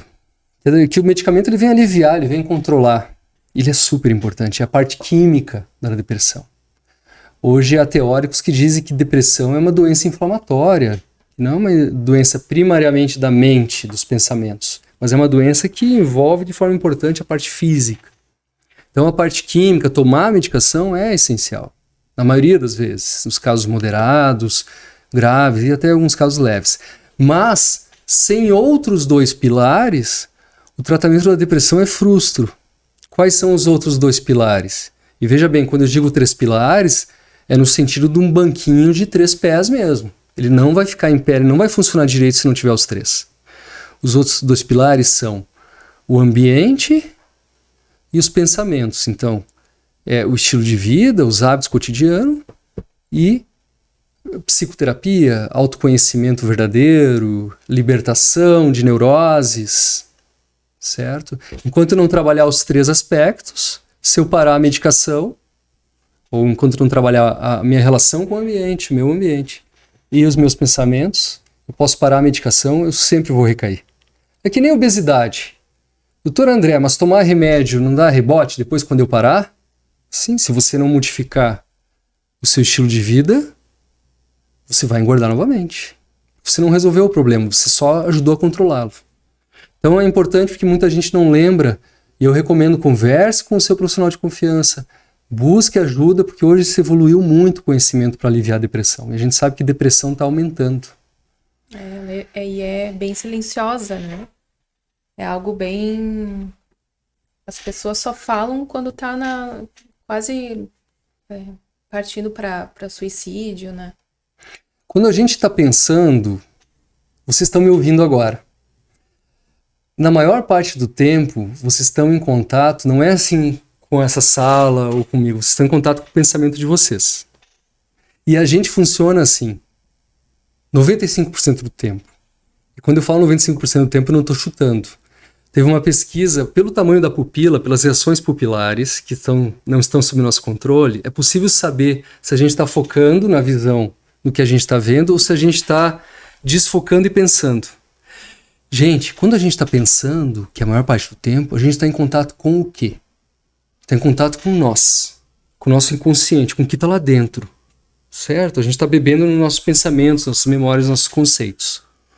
Não é verdade? Sim. Não é verdade? Então, é essencial, se eu quero melhorar, se eu quero mudar, se eu quero me convencer, se eu quero mudar alguém, se eu quero melhorar, se eu quero agir dessa ou daquela forma, se eu quero fazê-lo de forma autêntica, verdadeira, duradoura, que eu leve em consideração o meu inconsciente. E aí a gente vai, e respondendo sua pergunta, falar sobre as emoções contidas, as emoções reprimidas. As emoções reprimidas são percebidas pelo olhar, pela voz. Não vou ficar olhando muito para vocês, porque a gente não está aqui para isso. Mas no consultório, uma das coisas mais terapêuticas que eu aprendi a fazer como médico é me calar diante do paciente e deixar fluir. Gente, às vezes é menos de um minuto a pessoa já está chorando. Não precisa nem de medicação, né? Já sai dali mais leve, né? Mais tranquilo. Não é nem um minuto a pessoa está embargando a voz, eu não consigo falar disso. Porque eu não estou tendo oportunidade de falar, de pôr para fora. Então vocês imaginem o mal que faz uma emoção contida. Uma emoção que é uma frustração, uma mágoa, né? Um ressentimento, um arrependimento qualquer, uma raiva, que está lá dentro, guardadinha. Ela vai contaminando 95% de quem eu sou. Porque 95% do tempo eu estou em contato comigo mesmo. E muda tudo. E depois que tu te livra disso, muda para melhor. E o senhor mencionou antes a prática da meditação, que é algo muito importante, que a meditação, ela equilibra, né? O senhor sempre indica isso para os seus pacientes também? O senhor também pratica, inclusive? Então, qual é a base científica da meditação? A base científica é que nós temos uma área do cérebro responsável por nos manter mais centrados, mais regulados, menos vítimas das emoções. E essa parte do cérebro, ela é exercitada, ela é treinada, por exemplo, meditando. Então, quanto mais a gente medita, maior, mais funcional, mais presente está essa área do cérebro, que é a área da razão, inclusive no uso das emoções, você me entende? Eu posso sentir qualquer coisa, mas se eu estiver centrado, eu estiver racional, eu vou usar isso a meu favor, eu não vou agredir a mim ou a outro. Então a meditação é um dos instrumentos mais conhecidos e estudados para isso. Mas a gente sabe que tem outras coisas que têm o mesmo efeito de meditação. Sim. Atividades que consumam nosso foco, por exemplo, jogos, trabalhos em que consumam nossa capacidade e que nos levem a manter a nossa mente de forma suave, contida, legal. Em meditação, de forma suave, não forçada. Quando eu vejo, eu estou pensando nesse copo, eu estou analisando esse copo, estou usando o exemplo do copo, foi uma coisa corriqueira e simplérrima, né? Estou vendo como esse copo, olha que trabalho teve quem fez esse vidro. Quando eu vejo, eu estou pensando no foco, e por um momento, a área do meu cérebro que está agindo é essa área, a área do autocontrole. Não é mais aquela área emotiva, que sente, que reage a tudo, que quer pensar, que quer lembrar o que vai fazer amanhã, quer se pensar no que comeu ontem, como é que foi ontem, que tem que ir na loja de tarde, sabe aquela história? De repente eu estou fazendo ali. Então sim, não é preciso meditar propriamente dito, mas é muito bom para a saúde toda atividade que contém a nossa atenção e ao mesmo tempo com suavidade e relaxamento. Tá? Eu recomendo, tem algumas leituras legais, por exemplo, aquele livro 10% Mais Feliz, que é de um jornalista que mudou a sua vida descobrindo a meditação, é bem legal para quem quer começar no assunto. E tem outros livros, documentários hoje disponíveis, muito legais sobre isso. Recomendo conhecer mais, tem cursos, às vezes, ocasionalmente, eu medito com um paciente no consultório, ensino meditação. Acho que é uma coisa bem legal, não farmacológica, ancestral, que não precisa ser um fanatismo, não precisa ficar todo dia meditando, né? E que faz bem. Um mantra, geralmente, o senhor indicaria também? Tu diz um mantra específico ou o uso de mantras? O uso de mantras. Então, com certeza, o uso de mantras, você sabe que tem pesquisas com atividade cerebral durante o ato de rezar. É muito parecido com o que acontece no cérebro quando a gente medita, que é muito parecido quando a gente usa mantras, que é parecido quando canta. Sim. Então, são atividades que nos abstraem, que contêm a nossa área cerebral mais animal, mais primitiva, que fortalece nossa área mais... Todas elas, Ho'oponopono, os mantras orientais, Sishnoye, tem uma série de mantras, tudo de bom, tudo de bom. Inclusive, gente, vou compartilhar aqui uma prática que eu faço na minha família, com os meus filhos. A minha esposa é adepta e até melhor que eu nisso, que é falar coisas para os filhos, que é reforçar, que é valorizar aspectos positivos, que são animadores, que trazem sensações positivas, emoções boas, como se fosse um mantra. Você é filho de Deus, você é lindo, inteligente, você vai ser muito feliz, você vai ter uma vida abençoada, você é protegido. Isso traz um benefício para minha esposa, para o meu filho, para mim, né? E às vezes a gente não usa esse tipo de coisa. Então, acho que é importante também a gente valorizar isso. Não é só remédio, só química, não. A verdade também está contida na sabedoria dos ancestrais. Muito bom.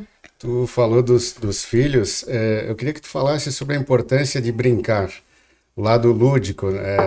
Não é porque a pessoa é adulta que ela não pode brincar, se divertir, né? Qual é a importância de brincar? Então, brincar é essencial. Brincar está presente em todas as culturas, em todas as idades, em todas as pessoas, em todas as sociedades estudadas. O brincar faz parte da psique humana. Mudam os brinquedos, as regras também, né? Mas o brincar, ele tem alguns efeitos legais, interessantes para a saúde do cérebro. Ele aumenta a flexibilidade. Então, quando a gente está brincando, jogando baralho, por exemplo, a gente está treinando o nosso cérebro sem perceber, sem virar uma chatice. A gente está, olha que legal, treinando o nosso cérebro para resolver imprevistos. Então, áreas do nosso cérebro que eu estou usando durante o baralho, eu vou usar sem perceber, inconscientes, no meu cotidiano. Então, a flexibilidade. Segundo, a criatividade.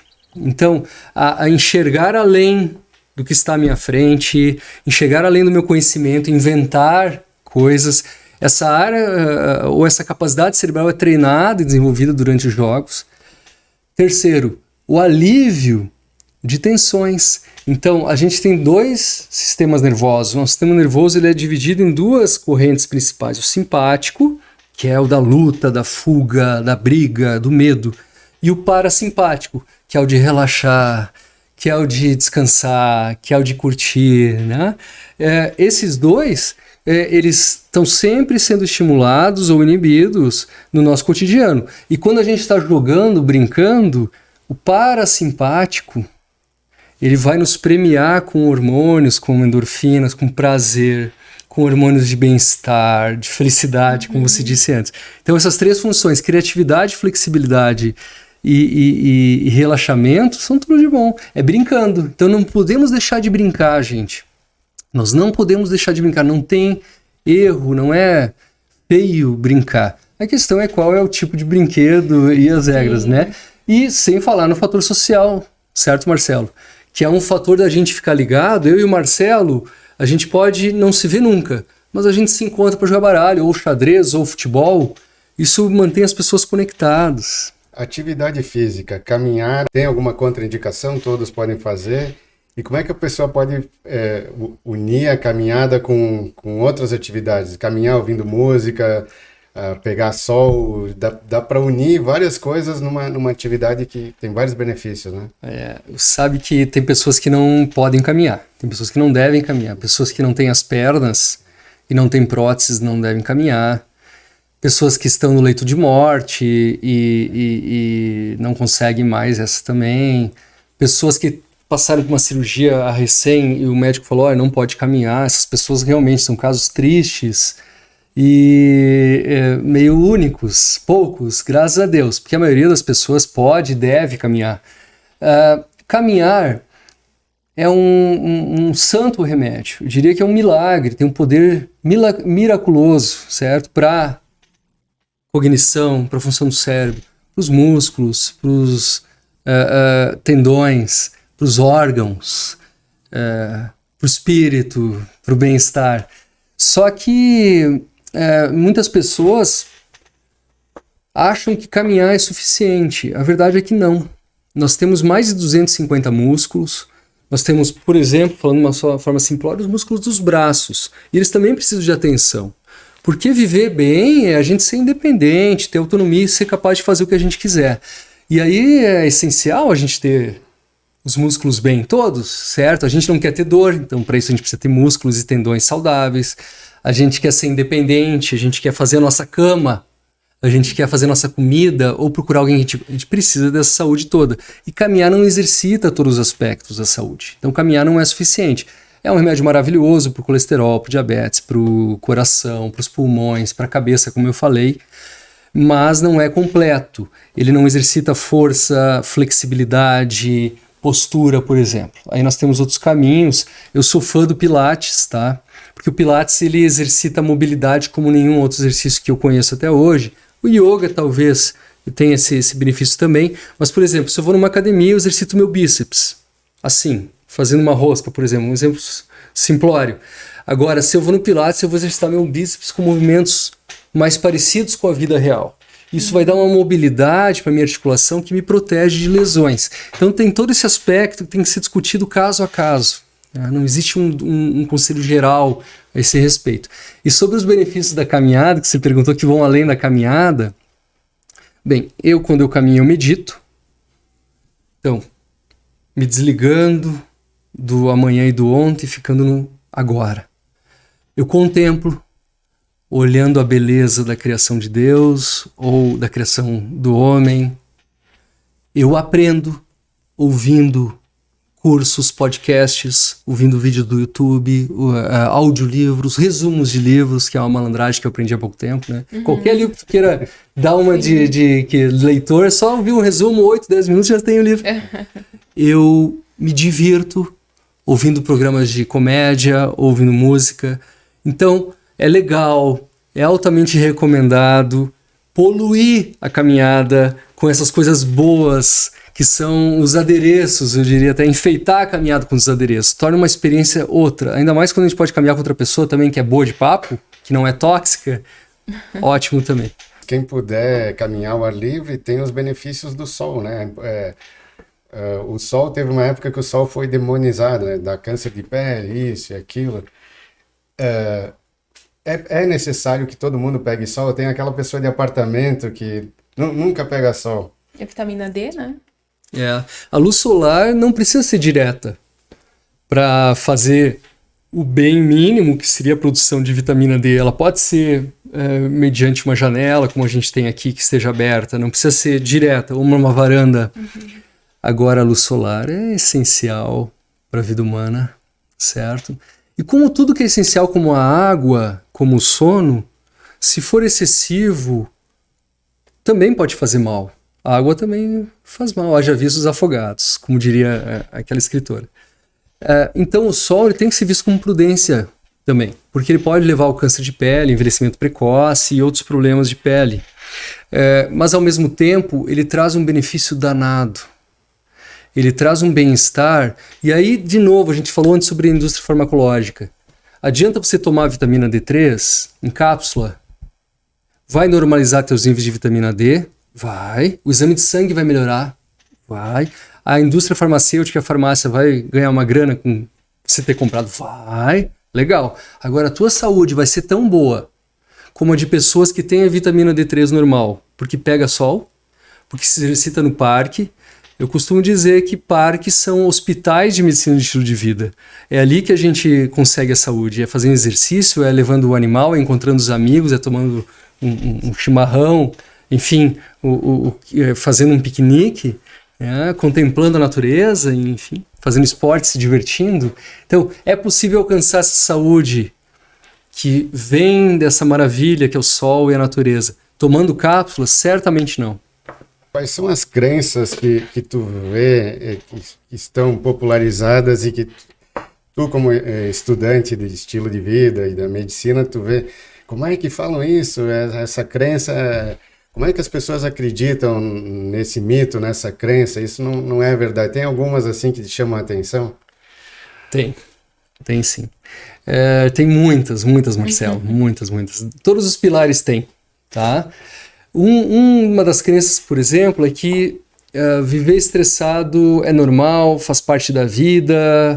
Então tu vê as pessoas apertando os dentes, com bruxismo, briquismo, com dor de cabeça de origem intencional, com ganho de peso, compulsão alimentar por estresse e ansiedade, com casamento ou uma relação amorosa ruim, com a família desequilibrada, mas é normal viver estressado. As pessoas querendo fugir, as pessoas infelizes, vazias na sua profissão, mas é normal, é assim mesmo. De onde vem isso? Isso vem de uma sensação de que o senso comum é sábio. A gente tem por instinto essa ideia de que nossa sociedade, nossos pares fazem com a vida, com o tempo, com o dinheiro, é sábio. Não, isso é um piloto automático que nos leva normalmente para a doença. Então é importante a gente parar, encontrar, traçar o nosso caminho, desligar o piloto automático, se afastar um pouquinho. Não vai ser de uma hora para outra, não vai ser de um dia para o outro, mas se aproximar do nosso, descobrir, escrever, se aproximar do nosso caminho, do caminho do André, do Marcelo, do Andriele, que vai nos levar aonde nós queremos, que é uma vida provavelmente leve, livre e saudável. Essa é a vida que a gente quer. Todo mundo quer uma vida livre, leve e saudável. Quer ver uma crença? Isso é muito cultural, mas uma crença muito comum em termos de relacionamento. Se você ama alguém, se você gosta de alguém, você tem que estar junto dela. Sim e não. Porque um dos males da vida moderna, da vida em família, dos relacionamentos, é essa obrigação, e entra junto com aquela obrigação de ser feliz. Obrigação de estar junto. Então, se eu gosto de você, a gente tem que ficar junto o maior tempo possível. Gente, a gente precisa de momentos a sós, solitários. E ótimo, isso faz um bem danado, porque é nesse momento que eu reencontro o André. O que o André gosta mesmo? Porque ele vive contaminado com opinião, com pergunta, com pedido, com reclamação. Mas e o André? Como é que ele tá? Vamos se reencontrar com o André? Como é que eu vou me reencontrar com o André? É longe dos outros, distante, pelo menos uma parede, em silêncio. Então, às vezes, as relações ficam tóxicas, Marcelo, não é porque elas são ruins, é porque elas são excessivas. A gente precisa se afastar e ficar sem se ver um tempo para se reencontrar. Né? Então, esse é um pensamento de relacionamento muito comum e que eu acho que é legal não se culpar, não achar errado esse tempo a sós que as pessoas têm que ter. Escuta, eu tenho que ficar um pouco sozinho, não quero, não estou bem. Esse é um exemplo assim, de crença que atrapalha as pessoas. Tem um monte, sabe, Marcelo? Isso aí daria para fazer um papo bem longo. Livros. O que tu anda lendo hoje em dia? Nossa, é uma área que eu acredito muito, porque a Organização Mundial da Saúde já reconheceu a importância da literacia em saúde. O que é literacia em saúde?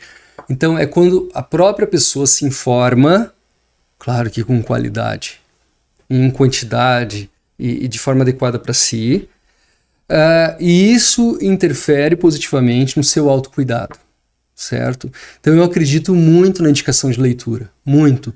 Claro, isso é mais ou menos que nem perfume. Você já indicou perfume para alguém, ou deu perfume de presente, a chance de errar é enorme, porque é uma coisa muito pessoal do momento que a pessoa tá passando. Por exemplo, livro de autoajuda. André, você acredita em livro de autoajuda? Olha, acho que não é essa a pergunta. Pode ser que em algum momento aquela pessoa está no ponto que está precisando só da capa de um livro de autoajuda. Pode ser. Depende do momento que a pessoa está, de novo, o indivíduo e o contexto que ela está passando, certo? Alguns livros que eu penso que são seminais, Marcelo, que deveriam espalhar para todos os alunos, por exemplo, das escolas e os professores. Antes de falar sobre livro, eu estou aqui com um médico, eu tenho certeza que tem algum médico me assistindo, ou algum tecnicista, cientista me assistindo, e que vai falar assim, nossa, mas esses livros não são livros escritos pelos cientistas, ensinados nas universidades. O que ele está falando? Isso aí é autoajuda, isso aí... Bem, não. Eu entendo esses livros que eu vou citar como se fossem bons conselheiros. Quem é que substitui um bom conselheiro, gente? Ninguém. Uma mãe, um pai, um tio, um avô, um amigo mais velho, um profissional com mais tempo de carreira que nós. Ninguém. A gente sempre tem alguém para homenagear e agradecer. Nossa, esse professor. Eu tenho um professor na faculdade, eu lembro até hoje com muito carinho. Eu falo assim, nossa, esse mudou minha trajetória. Esse me deu alguns conselhos que mudaram, eu guardo até hoje. Os livros são assim. Eles vão conter conselhos que podem ajudar ou não, dependendo do momento que eu estou vivendo. Certo? E além disso, se você quer se aprofundar no assunto, eu falei antes sobre sono. Por exemplo, existe um livro maravilhoso sobre sono.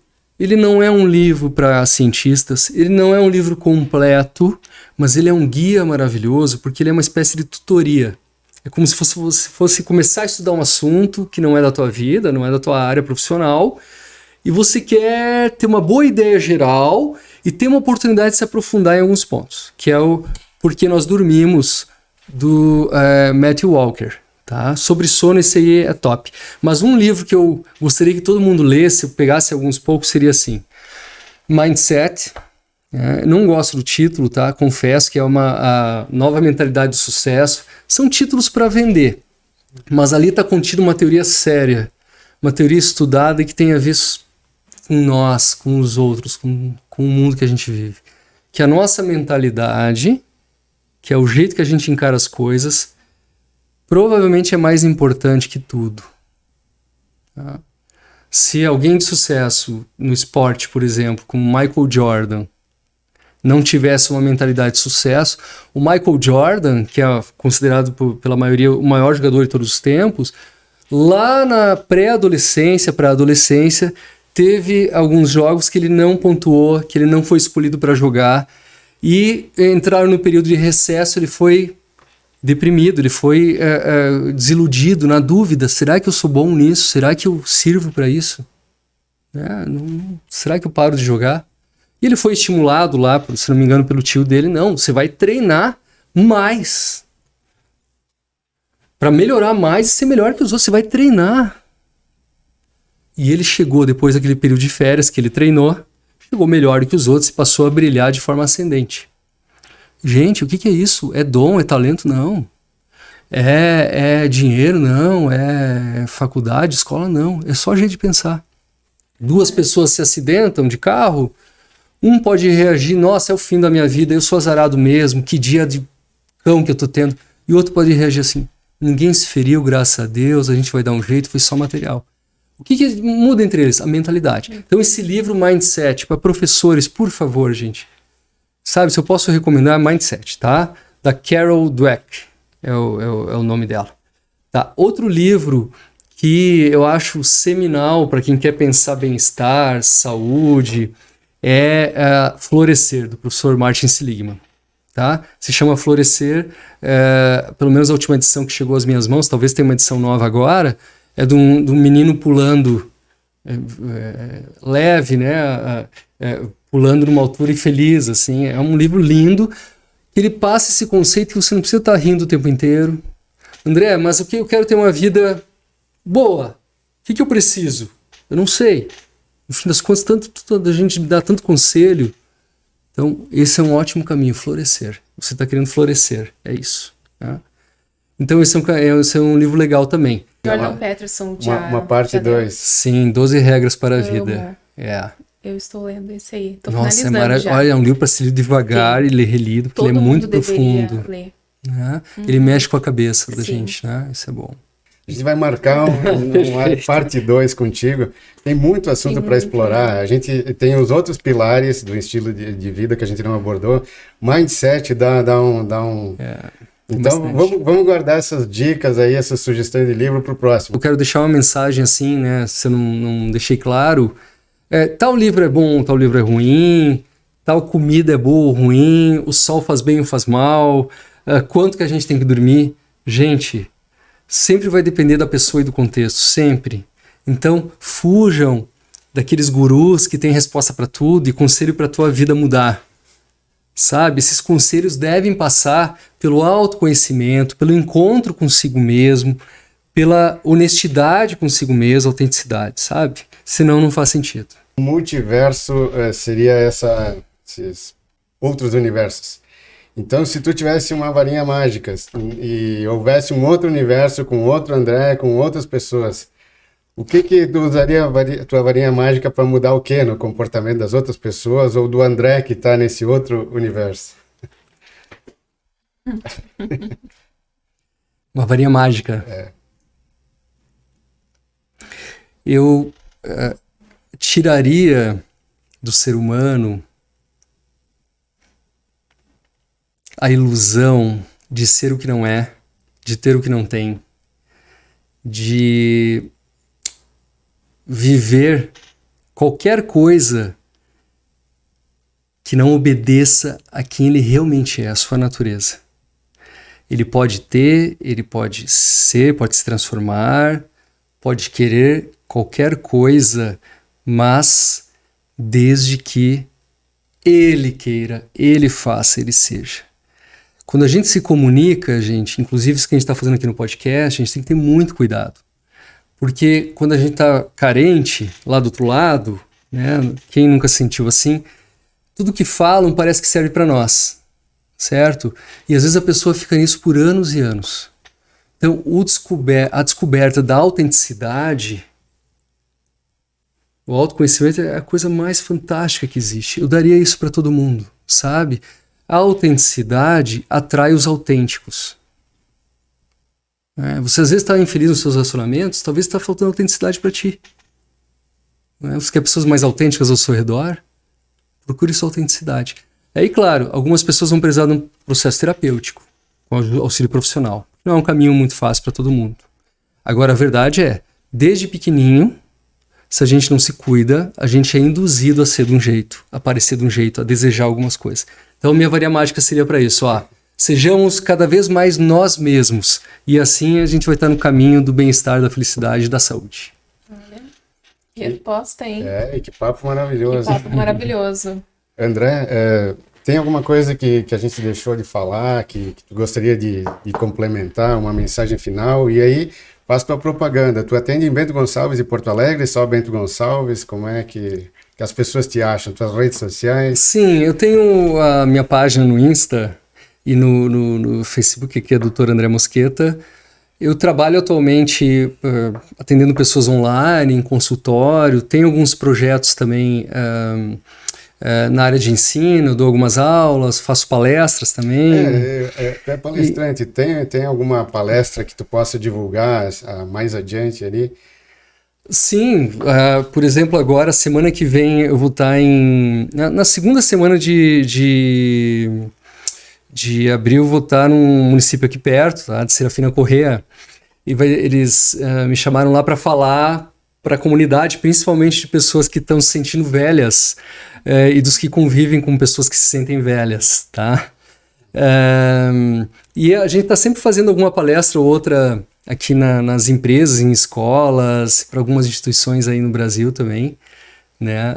Agora, em novembro eu vou palestrar no Rio de Janeiro, agora em abril eu vou palestrar para um evento também, mas para profissionais de saúde, sobre desprescrição médica, sobre como se tirar a medicação de pessoas que não precisariam estar tomando certas medicações, isso é um problema à parte.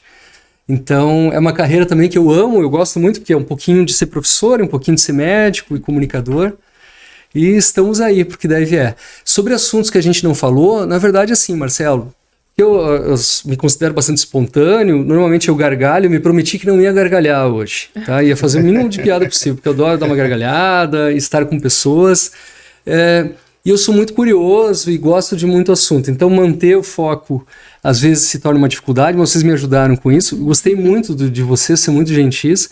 Esse projeto de vocês merece assim, os parabéns e toda a vibração no sentido de prosperidade, sucesso. A nossa cidade, nossa cultura precisa disso, tá? A sociedade tem que se enxergar para se melhorar, para se autocriticar e ir melhorando e, enfim, crescendo. Então, obrigado pela oportunidade, foi um grande prazer, viu? Nós que agradecemos, né? E volte sempre. Obrigado. Muito obrigado. Legal. Vai ter a parte 2, hein?